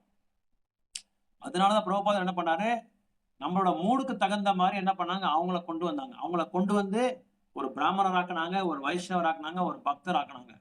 அப்படி கொண்டு வந்தா இந்தியால வந்து இத்தனை கோயில்ல இத்தனை பிரச்சாரம் எல்லாம் நடந்துட்டு இருக்கு. இல்லைன்னா நம்ம ஏத்திருக்க மாட்டோம். நம்ம பசங்க இப்ப யாராவது பக்தரா இருக்கிறவங்க இல்லாம இருக்கவங்க போய் சொல்லுங்க, நம்ம ஏக்கத்துல இல்லாதவங்களுக்கு கிருஷ்ணரை பத்தி எங்களுக்கு தெரியும் விடுங்க சார், நீங்க என்ன அதை பத்தி சொல்றது, எங்களுக்கு எப்போ எத்தனோ எங்க தாத்தா காலத்துல இருந்து பாட்டி காலத்துல சொல்லிட்டே இருக்காங்க. தெரியும், அவ்வளவுதான். கிருஷ்ணரை பத்தி தெரியும். ஆனா கிருஷ்ணரோட உணர்வுல இருக்கிறது இல்ல. அவங்கள பத்தி தெரியும், எல்லாருக்குமே தெரியும். அவங்களோட பாலியல் லீலைகளை பத்தி தெரியும். அவங்க வந்து வெண்ணெய் திருடினது தெரியும். அவங்க வந்து சுதாமா கிட்ட அவளு வாங்கினது, இது எல்லாமே தெரியும் அவ்வளவுதான். ஆனா அவரோட உணர்வுல என்னைக்குமே இருக்கிறது இல்ல. இதுதான் டிஃபரன்ஸ். இதான் தூயமான பக்தர்களுக்கும் சாதாரணமான நம்ம இந்தியால இருக்கிறவங்களுக்கு. ஆனா எல்லாருமே அப்படின்னு கிடையாது. ஒரு சில சதவீதம் வந்து இன்னும் அப்படிதான் இருக்காங்க. ஆனா இந்த பௌத்திக உலகத்துல ஆழ்ந்து போயிருக்காங்க. ஆனா பௌத்திக உலகமும் தேவை. அதுல வந்து நம்ம எவ்வளவு தேவையோ அவ்வளவு மட்டும் தான் நம்ம எடுத்துக்கணுமே தவிர, அன்னப்பறவை மாதிரி இருக்கணும். அன்னப்பறவைக்கு பால் கொடுத்தா என்ன பண்ணும், பாலை மட்டும் எடுத்துக்கணும், தண்ணியை விட்டுரும். அந்த மாதிரி எங்கெங்க என்னென்ன பண்ணுமோ அதை பண்ணிட்டு நம்ம வந்து அவங்க கிட்ட மிக்ஸ் பண்ணாம அவங்களோட சாங்கிய வந்து நம்ம எடுத்துக்க கூடாது. எங்க பகவானோட செய்திகள் இருக்கோ, பகவானை பத்தி சொல்றாங்களோ, நல்லது எதை சொல்றாங்களோ அதை மட்டும் தான் நம்ம எடுத்துக்கணுமே தவிர, ஏன்னா நம்ம எல்லா போற இடத்துல எல்லாமே எல்லாருமே பக்தரா இருக்க மாட்டாங்க. எல்லா இடத்துலயும் அபக்தரா இருப்பாங்க. வெவ்வேறு கேரக்டர்ஸ், ஒவ்வொருத்தரும் ஒரு கேரக்டர், ஒரு குணம், சத்துவகுணத்துல சில பேர் இருக்காங்க, ரஜோகுணத்துல சில பேர் இருப்பாங்க, தமோ குணத்துல சில பேர் இருப்பாங்க. அதனால எல்லாரையும் நம்ம வந்து கட்டாயப்படுத்தவும் முடியாது. நம்மளுக்கு பக்தி தொண்டு வேணுமா, நம்ம பக்தி தொண்டை வந்து எல்லா இடத்துலயும் நம்ம வந்து அந்தரங்கமா நம்ம பகவானை பத்தி நாமத்தை சொல்லிட்டு இருக்கலாம், நம்ம வேலையும் பண்ணிட்டு இருக்கலாம், பகவான ஸ்மரணையும் இருக்கலாம். சோ இந்த முக்கியமான இந்த அத்தியாயத்தோட 5வது அத்தியாயத்தோட நோக்கம் என்னன்னா, பக்தி தொண்டோட தூய்மை என்ன அப்படின்னு சொல்லி சொல்றாங்க. யாரை வேணாலும் எடுத்துக்கலாம், யார் வேணாலும், தாழ்ந்த ஜாதிக்காரன் கூட, தாழ்ந்த வம்சத்துல இருக்கிறவங்க கூட, தாழ்ந்த பிறப்பு எடுத்திருந்தா கூட, அவங்க கூட பக்தி தொண்டை வந்து கிருஷ்ண உணர்வை ஏத்திக்கிட்டா அவன் வந்து தூயமான ஒரு நிலைக்கு போறதுக்கு நிறைய சான்சஸ், வாய்ப்புகள் இருக்கு அப்படின்னு சொல்லி இங்க சொல்லப்பட்டிருக்கு. சோ யாருக்காவது ஏதாவது கேள்விகள் இருக்குங்களா? இன்னைக்கு பேசின இதுல யாராவது கேள்வி இருக்கா? வேற ஏதாவது கேள்வி இருந்தா கூட நீங்க கேட்கலாம் பக்தியை பத்தி.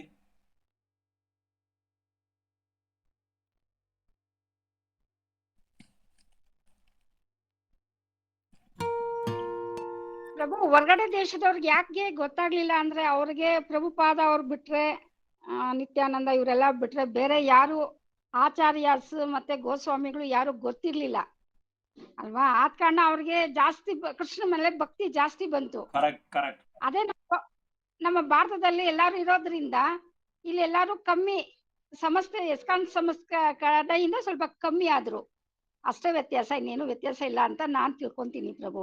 ಹೇಳಿದ್ ಕರೆಕ್ಟ್. ಭಕ್ತಿವೇದಾಂತ ಸ್ವಾಮಿ ಪ್ರಭುಪಾದರು ಹೋಗಿರೋದ್ರಿಂದಾನೇ ಅವ್ರಿಗೆ ಆ ಭಕ್ತಿ ಬಂತು. ಮತ್ತೆ ಅವ್ರಿಗೆ ಏನು ಗೊತ್ತಿಲ್ಲ ನೀವ್ ಹೇಳ್ದಂಗೆ, ಯಾಕಂದ್ರೆ ಭಕ್ತಿ ಬಗ್ಗೆ ಏನು ಗೊತ್ತಿರಲಿಲ್ಲ. ಬಟ್ ನಮ್ಮಿದ್ರಲ್ಲಿ ಎಲ್ಲರಿಗೂ ಗೊತ್ತಿದೆ ಭಕ್ತಿ ಬಗ್ಗೆ, ಆದ್ರೆ ಭಕ್ತಿನಲ್ಲಿ ಇರಲ್ಲ ನಮ್ಮವರು. ಅದು ಪ್ರಾಬ್ಲಮ್. ನಮ್ಗೆಲ್ಲಾ ಗೊತ್ತಿದೆ ಆದ್ರೆ ನಾವು ಭಕ್ತಿನಲ್ಲಿ ಇರಲ್ಲ.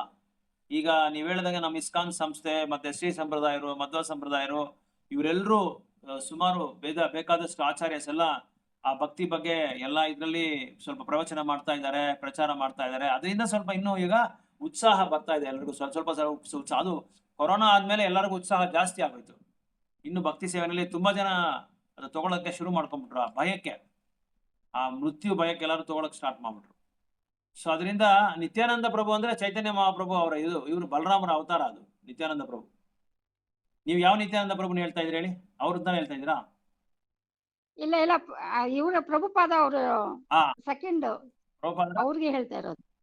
ಏನ್ ಪ್ರಭುಪಾದ ಅವ್ರ ಸೆಕೆಂಡ್ ಅವತಾರ ಅಂತ ಹೇಳಿದ್ರಲ್ಲ, ಚೈತನ್ಯ ಬಲರಾಮ ಮಹಾಪ್ರಭು ಅವರ ಇದು ಅವತಾರ ನಿತ್ಯಾನಂದ ಪ್ರಭು. ಬಲರಾಮರವರು ಅವರೆಲ್ಲ ಯಾರು ಹೋಗ್ಲಿಲ್ಲ ಹೊರಗಡೆ ದೇಶಕ್ಕೆ, ಯಾರು ಹೋಗ್ಲಿಲ್ಲ. ಈವನ್ ಭಕ್ತಿ ಸಿದ್ಧಾಂತ ಸರಸ್ವತಿ ಗೋಸ್ವಾಮಿ ಅವರು ಹೋಗ್ಲಿಲ್ಲ. ಯಾಕಂದ್ರೆ ಅದು ಪ್ರಭುಪಾದರಿಗೆ ಹೆಸರು ಬರ್ಲಿ ಅಂತ ಅವ್ರು ಬಿಟ್ಕೊಟ್ಬಿಟ್ರು. ಅವರು ಆ ಪ್ರಭುಪಾದ್ರೆ ಮೊದಲು ಹೋಗಿದೆ ನಮ್ಮ ಸಂಪ್ರದಾಯದಲ್ಲಿ, ಫಸ್ಟ್ ಹೋಗಿದ್ದು ನಮ್ಮ ಸಂಪ್ರದಾಯ ಗೌಡಿ ಸಂಪ್ರದಾಯದಲ್ಲಿ. ಮೊದಲು ಫಾರಿನ್ ಕಂಟ್ರೀಸ್ಗೆ ಹೋಗಿ ಪ್ರಚಾರ ಮಾಡಿದ್ದು ಇವರೇ ಪ್ರಭುಪಾದ್ರ. ಅದನ್ನ ಅವ್ರು ಕಳಿಸಿದ್ದು ಇವರೇ, ಅವ್ರ ಗುರು, ಅವರ ಗುರುಜಿ ಇದಾರಲ್ಲ ಭಕ್ತಿ ಸಿದ್ಧಾಂತ ಗೋಸ್ವಾಮಿ, ಅವರೇ ಇವ್ರನ್ನ ಕಳಿಸಿದ್ದು. ಸೊ ಅದು ಚೈತನ್ಯ ಮಹಾಪ್ರಭು ನೀವು ಅನ್ಕೊಂಡಿದ್ದು ಚೈತನ್ಯ ಮಹಾಪ್ರಭುನೇ ಹೋಗಿರ್ಬೋದು. ಅದೇ ಚೈತನ್ಯ ಮಹಾಪ್ರಭು ಏನ್ ಅನ್ಕೊಂಡ್ರು, ನನ್ನ ಭಕ್ತರಿಗೆ ಆ ಹೆಸರು ಸೇರ್ಲಿ, ಆ ಕ್ರೆಡಿಟ್ ಅವ್ರಿಗೆ ಹೋಗ್ಲಿ ಅಂತೇಳಿ ಅವ್ರು ಬಿಟ್ಕೊಟ್ಬಿಟ್ರು. ಯಾಕಂದ್ರೆ ಕೃಷ್ಣ ನೋಡಿ ಅಲ್ಲಿನೂ ಎಷ್ಟು ವಿನಯವಾಗಿದ್ದಾರೆ ಅಂತ ಹೇಳಿದ್ರೆ, ನನಗೆ ಆ ಕೀರ್ತಿ ಬೇಡ ಅಂತ ಹೇಳ್ತಾರೆ, ನನ್ನ ಭಕ್ತರಿಗೆ ಆ ಕೀರ್ತಿ ಬರ್ಲಿ. ಈಗ ರಾಮಾಯಣದಲ್ಲಿ ನೋಡಿ ಸಂಜೀವಿನಿ ಬೆಟ್ಟ ತಗೊಂಡ್ಬರ್ಬೇಕಾದ್ರೆ ರಾಮ ಅನ್ಕೊಂಡಿದ್ರೆ ಅವ್ರ ನೆನಚಿರಿಂದ ஒரு செகண்ட்ல வந்து அங்கே உருவாக்கிருக்கலாம் சஞ்சீவனி மலைய. ஆனா எதுக்காக ஹனுமான அமிச்சாரு அப்படின்னா, ஹனுமானுக்கு அந்த பேர் வரட்டும், உலகம் எல்லாமே ஹனுமான வந்து புகழ்ந்து பாடட்டும் அப்படின்னு சொல்லி அந்த பேர் கிரெடிட் அவருக்கு வர்றதுக்காக தான் பகவான் வந்து விட்டு கொடுப்பாரு. எனக்கு அந்த இது பேர் தேவையில்லை அப்படின்னு சொல்லி. அதனாலதான் பக்தர்களுக்காக யாரு ஒருத்தர் வந்து பக்தி சேவைய பகவானோட நாமத்தை வந்து சீரியஸா தீவிரமா எடுத்துக்கிறாங்களோ அவங்களுக்கு பகவான் எந்த விதத்திலையும் எல்லா கோணத்திலையும் வந்து அவங்களை வந்து பாதுகாப்பு கொடுக்கறதுக்கு வந்து முயற்சி பண்ணுவாங்க, பகவான் கொடுப்பாங்க கூட. ஓகே, ஹரே கிருஷ்ணா. எல்லாமே நல்ல பாயிண்ட் சொன்னீங்க, ரொம்ப சந்தோஷம். வந்த பக்தர்கள் எல்லாமே சதகோடி நமஸ்காரங்கள். ஏதாவது இது இருக்கா, கருத்துக்கள் ஏதாவது இருந்தா சொல்லலாம். அனீஷ் பிரபு, ஏதாவது உங்களுக்கு புரிஞ்சுதா இன்னைக்கு கல்வி இன்னைக்கு கிளாஸ்ல? கொஞ்சம் லேட்டா ஜாயின் பண்ணேன் சார், அதுக்கப்புறம் புரிஞ்சது. ஓகே, ஏதாவது டவுட்ஸ் ஏதாவது இருக்கா, क्वेश्चंस ஏதாவது இருக்கா? ஏதாவது கேள்வி இருந்தா கேட்கலாம். கேள்வி கேட்கறதுக்கு இது பண்ணாதீங்க, பின்னடிக்காதீங்க, பின்வாங்காதீங்க. ஏதாவது இருந்தா நீங்க கேளுங்க, எனக்கு தெரிஞ்சது நான் சொல்றேன். இல்ல சரி. ஓகே, హరే కృష్ణ ప్రభు. హరే కృష్ణ. ప్రభు ఫస్ట్ ఒక ఇది ఎప్పుడో ఇన్నింటిని ప్రభు నేను ఇది తప్ప కాదని తెలియదు ప్రభు. నాకు ఇది దీంట్లో ఇప్పుడు మీరు చెప్తారు కదా అర్జున, ఇది ఏమని హనుమాన్ త్రేతాయుగంలో రామ హనుమాన్ వచ్చి భక్తులుగా వస్తారు, రామ వచ్చి భగవాన్. అప్పుడు వచ్చి రామ పేరు ఫస్ట్ అంతా తెలుసుకుంటారు, హనుమాన్ పేరు ఎవరు అంత చెప్పలేదు. దానికి అప్పుడు చెప్తారంట. అంటే నెక్స్ట్ ద్వాపర యుగంలో కృష్ణ అర్జునుడు ఒకే సమయంలో ఉండేదాన్ని. ఇంకా ఫస్ట్ కృష్ణదా చెప్తాము, శిష్యులు అర్జున పేరు ఎవరు అంత చెప్పలే. కృష్ణ ఫస్ట్ ఆమెకి అర్జునకు రెస్పాన్స్ ఇస్తాము. ఆమెకి చెప్పారంట అప్పుడు కృష్ణ అన్ని దీంట్లో ఇట్లయితా ఉంది, కానీ దీన్ని కలియుగంలో వచ్చినప్పుడు నువ్వు తనిగరా నేను తనిగరా, అప్పుడుదా నిన్ని ఫస్ట్ తెలుసుకుంటారు, ఆమెకి నన్ని గుర్తు చేసుకుంటారు అని చెప్పారంట ప్రభు. అప్పుడు చైతన్య మహాప్రభు మహాప్రభుగా కృష్ణ వచ్చారంట. చైతన్య మహాప్రభు అనంతరము ప్రభుపాదులుగా అర్జున శిష్యులుగా వచ్చారంట. ఇప్పుడు మనకి ఇప్పుడు గౌడీయ సంప్రదాయంలో తెలుసదంటే ఇప్పుడు మన ఫస్ట్ ప్రభుపాదులుగా మాకు తెలుస్తుంది. ఆమెదా మాకు ఫస్ట్ అంతా మాకు చైతన్య మహాప్రభు ఎవరు అనేది తెలియలే. ఫస్ట్ తెలిసింది ప్రభుపాదులు. ఆవిడగా చైతన్య మహాప్రభు వాళ్ళకి మూలకమే తెలుస్తుంది. ఇది ఫస్ట్ నేను ఎప్పుడో కరెక్టా కాదా సరైనా కాదా అని అడుక్కొని అడుగుతా ఉన్నాను ప్రభు, నిజమా కాదా అని. ఇంకోటి ఏమంటే మొదటిగా మనము ఎవరి పేరు చెప్పాలంటే భక్తుల పేరుదా చెప్పాలా. అంటే భగవంతుని పేరు మనం చెప్పేదానికి మనకు అర్హత లేదు. ఎందుకంటే మనము ఇప్పుడు భగవంతుని మనము సంప్రదించాలంటే వ్యక్తిగతంగా కానీ ప్రత్యక్షంగా కానీ మనం భగవంతుని సంప్రదించలేము. డైరెక్ట్గా మనం అప్రోచ్ చేసే కయ్యలే பகவந்தனை. கடவுளை நம்ம டைரக்டா அப்ரோச் பண்ண முடியாது. அதனால அதுக்கு வழிமுறைகள் இருக்கு. దానికి పద్ధతి ఏమంటే భక్తుల మూలకంగా మనము భగవంతుని అప్రోచ్ చేయాలి. అంటే ఇప్పుడు రామ సీత అని మనం చెప్పలే, సీతారామ అని చెప్తాము. నారాయణ లక్ష్మి అని చెప్పలే, లక్ష్మీ నారాయణ అని చెప్తాము. కృష్ణ రాధా అని చెప్పలే, రాధా కృష్ణ అని చెప్తాము. అదే మాదిరిగా భక్తుని పేరు చెప్పి తర్వాత మనం భగవంతుని పేరు చెప్తాం. సో భక్తుని మూలంగా దానికి మనము కృష్ణ హరే రామ హరే అని చెప్పలే, మనం ఏం చెప్తాము? మంత్రాలు హరే కృష్ణ హరే రామ. హరే అనేవాళ్ళు రాధారాణి, భక్తురాలు. సో భక్తురాల మూలంగా మనం భగవంతుని పోయి మనము ఇచ్చేస్తాం. ఇప్పుడు ఒక స్టూడెంట్ వచ్చి ప్రోగ్రెస్ రిపోర్ట్ ఎత్తుకొని పోతాడు, 2 సబ్జెక్టులో ఫెయిల్ అయిపోయి ఉంటాడు. ఫెయిల్ అయితేనే ఫాదర్ దగ్గర సిగ్నేచర్ తీసుకోరా అంటే వాడు ఏం చేస్తాడు? నేరుగా ఫాదర్ దగ్గర పోతే పుడుతుంది, ఏట్లో దెబ్బలు పుడుతుంది. దానికి ఏం చేస్తాడు? తల్లిని సంప్రదిస్తాడు. తల్లిని సంప్రదించి అమ్మా 2 సబ్జెక్టులో పొజిషన్ది, నెక్స్ట్ ఎగ్జామ్లో నేను గ్యారంటీ బాగా పాస్ చేస్తాను, నువ్వు ఎట్లన్నా తండ్రికి చెప్పి రికమెండ్ చేసి సిగ్నేచర్ ఇప్పించి అంటే తల్లి ఏం చేస్తుంది? తల్లికి మమకారం జాస్తి కదా కొడుకు పైన. దానికి సరే ఈరా ఊరికే 2 తిట్లు తిట్టేసి ప్రోగ్రెస్ రిపోర్ట్ తీసుకోమని భర్త దగ్గర పోయి ఇట్లా ఏమో ఆయనకు ఒళ్ళు బాగలేదు, దానికి చదువులేదు, నెక్స్ట్ బాగా చదువుతాడు, సిగ్నేచర్ ఏమంటే సిగ్నేచర్ ఇచ్చిస్తారు. అంటే through devotee we can approach the lord, we cannot approach directly to the lord. So భగవంతుని నేరుగా సంప్రదించి భక్తులు ఉండే వాళ్ళు చాలా చాలా తక్కువ, ఎక్సెప్ట్ అర్జున అట్లా వాళ్ళు మాత్రమే. అర్జున మాత్రమే డైరెక్ట్గా కృష్ణుని స్వీకరించిరి, బ్రహ్మ స్వీకరించిరి కృష్ణాని గురువుగా. ఇట్లా త్రూ డివోటీ, త్రూ గురు, త్రూ వైష్ణవ, త్రూ శాస్త్రాస్. సో త్రూ డివోటీందా మనము we have to approach Krishna. So நேர நம்ம பகவான் கிட்ட போய் நான் உன்னோட பக்தன்னு சொன்னா பகவான் கூட ஏத்துக்க மாட்டார். முதல்ல போய் ஏன் சீடர்களை ஏன் பக்தர்களை போய் நீங்க சேவிச்சுட்டு அப்புறமா வாங்க. அதனாலதான் குருவோட ஸ்தானம் ரொம்ப உயர்ந்தமான ஸ்தானம். அதனாலதான் பிரபுபாதர் அவ்வளவு சீரியஸா அவர் சொன்னது எல்லாம் ஏத்துக்கிட்டாரு வெளிநாட்டுக்காரங்க எல்லாமே. ஸோ அதனால அந்த சொல்லும் போது கூட நம்ம முதல்ல பக்தரோட பேர் சொல்லி தாயார் பேரை சொல்லி அதுக்கப்புறமா தான் நம்ம பெருமாள் பேரை சொல்லுவோம். எல்லா விஷயத்திலும் அப்படிதான். லட்சுமி நாராயணா, சீதாராமா, ருக்மிணி,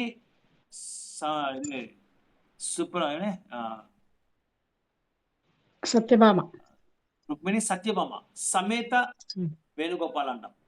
వేణుగోపాల్ రుక్మిణి సత్యభామ అని చెప్పలే, రుక్మిణి సత్యభామ సమేత వేణుగోపాల్ ఇట్లా రావాల మనం. అదే ఇది డిసెండింగ్ ఆర్డర్. ఓకే మాది అర్థమైనా? అర్థమైంది. ఓకే, వేరే ఏమైనా డౌట్స్ ఉందా? వేరే క్వశ్చన్స్ ఏమైనా ఉందా?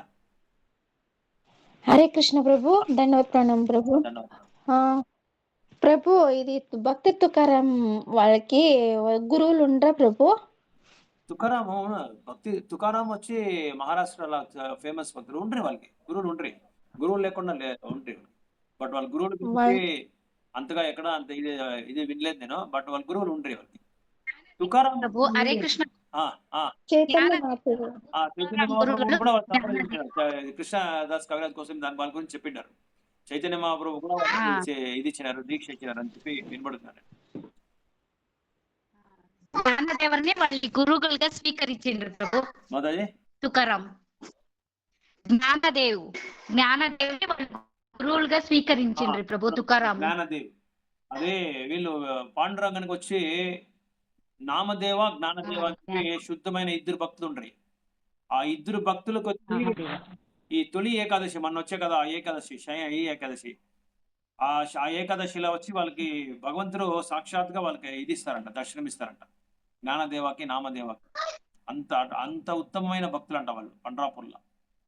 చైతన్య దీంట్లో చైతన్య చరిత్ర కూడా ఉంది. యాక్చువల్గా మేము మాతాజీ చెప్పినట్ల తుకారాంకి వచ్చి చైతన్య మహాప్రభు దర్శనమిచ్చి వాళ్ళ దగ్గర మాట్లాడి వాళ్ళిద్దరూ సంబోధన చేసిండేది, మాట్లాడిండేది భక్తిపతి. వాళ్ళ దగ్గర దీక్ష తీసుకున్నట్లు కూడా నేను వినబడినాను, బట్ నాకు సరిగా గుర్తులేదు, మర్చిపోయినాను, నేను వినిన్నాను నేను. ఓకే, హరే కృష్ణ. వేరే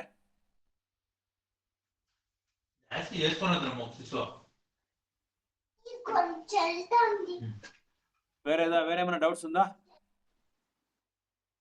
అంతే. Okay, right. హరే కృష్ణ. ಶ್ಲೋಕ ಹೇಳಿ ಪ್ರಭುಜಿ. ಶ್ಲೋಕ ಹೇಳಿ ವೆಂಕಟೇಶ್. ಭಗವದ್ಗೀತಾ 8ನೇ ಅಧ್ಯಾಯ 8ನೇ ಶ್ಲೋಕ ಅಂತ ಹೇಳ್ಬಿಟ್ಟು ಹೇಳ್ಬೇಕು. ಚಾಪ್ಟರ್ 4 ಶ್ಲೋಕ 7.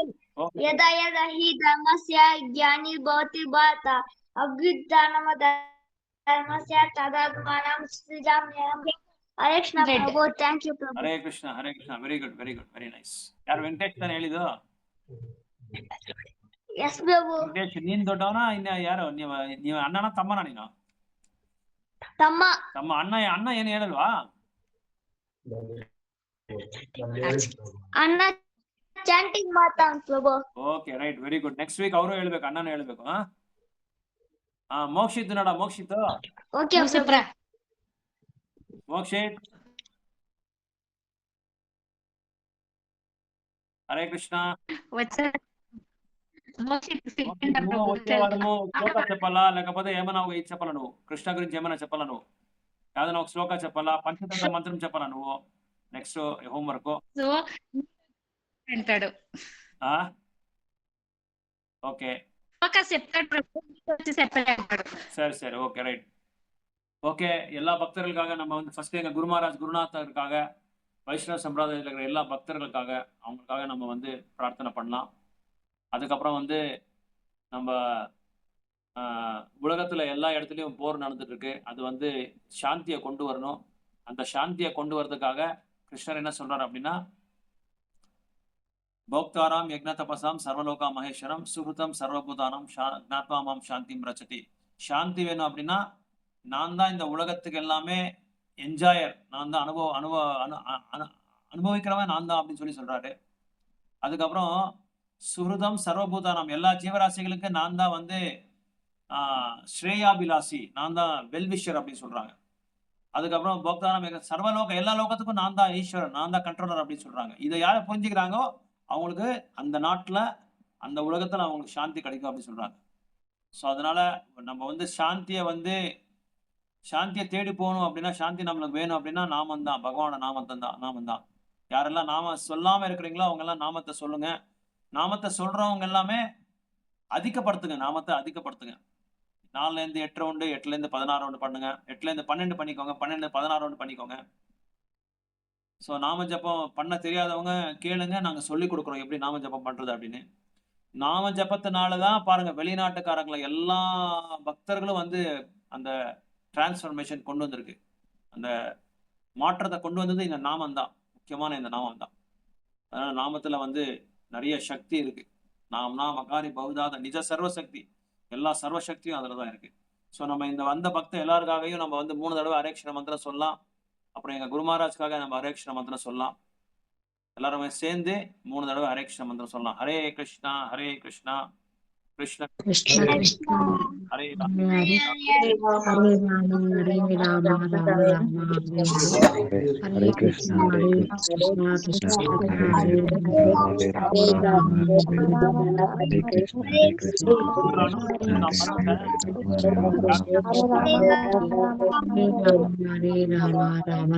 இன்னைக்கு ஒரு விசேஷமான நாள், யாருக்காவது தெரியுமா? நம்ம பக்தர்களுக்கு ரொம்ப விசேஷமான நாள் இன்னைக்கு. கோபால பட்ட கோசாமியோட திருபோவை நாள் இன்னைக்கு, அவரோட டிசப்பியரன்ஸ் டே. 6 கோசாமிகளை வந்து கோபால பட்ட கோசாமி நம்ம ஸ்ரீரங்கம், நம்ம திருச்சிலேருந்து வந்தவர், திருச்சி ஸ்ரீரங்கத்திலேருந்து வந்தவர். அவர் விருந்தாவனத்துல போய் கோசாமிஸோட குழுல சேர்ந்துக்கிட்டு ராதா ரமன்ஜி என்ற ஒரு உயர்ந்த ஒரு நல்ல ஃபேமஸான ஒரு கோயிலை வந்து அவர் வழிபட்டாரு. அந்த அந்த சாமியை வந்து வழிபட்டார், ராதா ரமன்ஜி அப்படின்னு சொல்லி. நீங்களாம் பார்க்கலாம், ரமன்ஜிக்கு வந்து ஒரு மாதிரி ஸ்பெக்ஸ் மாதிரி போட்டிருக்க மாதிரி ஒரு கண்ணு தெரியும் பாருங்க. பிருந்தாவனத்துல ரொம்ப ஃபேமஸ் இந்த ராதா ரமன்ஜி. கோபால பட்ட கோஸ்வாமியோட இது வந்து ரொம்ப நல்லா இருக்கு. ஸோ அதை ஒரு நாள் என்னைக்காவது ஒரு நாள் சொல்றேன். இன்னைக்கு அவங்க வந்து பகவானோட இது பகவானோட உயர்ந்தமான இடத்துக்கு சேர்ந்த ஒரு நாள் இன்னைக்கு. கோபால பட்ட கோஸ்வாமி வெங்கட பட்டான்னு சொல்லி அவங்க அப்பாவோட பேரு. சாக்ஷாத் கிருஷ்ணர் சைத்தன்ய மகாபிரபுவே அவங்க வீட்டுல 4 மாசம் இருந்தாங்க, சத்துர் மாசம் சொல்லி. இப்ப நம்ம சத்துர் மாசம் நிறைய பேர் கடைபிடிச்சிருக்காங்க இல்லையா, அது அந்த மாதிரி 4 மாசம். ಯಶೋಧ ಮಾತಾಡಿ ನೀವೇನ ಚತುರ್ಮಾಸ ಫಾಲೋ ಮಾಡ್ತಾ ಇದ್ದೀರಾ? ಇಲ್ಲ ಪ್ರಭು. ಸೊಪ್ಪಿಲ್ದ್ರೆ ಇರಕ್ಕಾಗಲ್ವಾ ಈ ತಿಂಗಳು? ಸೊಪ್ಪು ಯೂಸ್ ಮಾಡ್ಬಿಟ್ರಾ? ಡಾಕ್ಟ್ರು ನನ್ಗೆ ಡೈಲಿ ಸೊಪ್ಪು ತಿನ್ನಕ್ ಹೇಳಿದ್ದಾರೆ ಪ್ರಭು. ಬ್ಲಡ್ ತುಂಬಾ ಕಡಿಮೆ ಇದೆ ಅಂತೆ. Okay okay okay. ನೀವು ಯಶೋಧ ಮಾತಾಡಿ ಇದ್ದೀರಾ? ಗೀತಾ ಮಾತಾಡಿ. ಹಾ ಇದೇನ್ ಪ್ರಭು. ಸೊಪ್ಪೆ ಮಾಡ್ಬೇಡಿ ಮನೇಲಿ ಮಾಡ್ತಾ. ಇಲ್ಲ ಪ್ರಭು. Okay okay. ಇಲ್ಲ ಇಲ್ಲ. ಬೇರೆ ಹೇಮಾ ಮಾತಾಡಿ ಫಾಲೋ చేస్తా ఉన్నారు. ಹೇಮಾ ಮಾತಾಡಿ ನೀವು ಮಾಡ್ತಾ ಇದ್ದೀರಲ್ಲ ಚತುರ್ಮಾಸ? ಹಾ ಪ್ರಭು. ರಾಗಿಣಿ ಮಾತಾಡಿ. హా చేస్తాను Prabhu. Okay very good. Gokul Prabhu Aruna Mataji మీరు ఫాలో చేస్తారు కదా చతుర్మాసము? ఫాలో చేస్తాం Prabhu. Okay okay very good. Hare Krishna. So thank you. Hare Krishna. Time ஆயிடும். ஹரே கிருஷ்ணா. தண்டவாத் பிரணாம். அனீஷ் பிரபு ரொம்ப நன்றி, தேங்க்ஸ் பார்ட்டிசிபேட் பண்ணதுக்கு. ஹரே கிருஷ்ணா. தண்டவாத். ஹரே கிருஷ்ணா பிரபு. தேங்க்ஸ் சொல்லுங்க. Hare Krishna. Hare Krishna. Thank you. Hare Krishna. Hare Krishna Prabhu.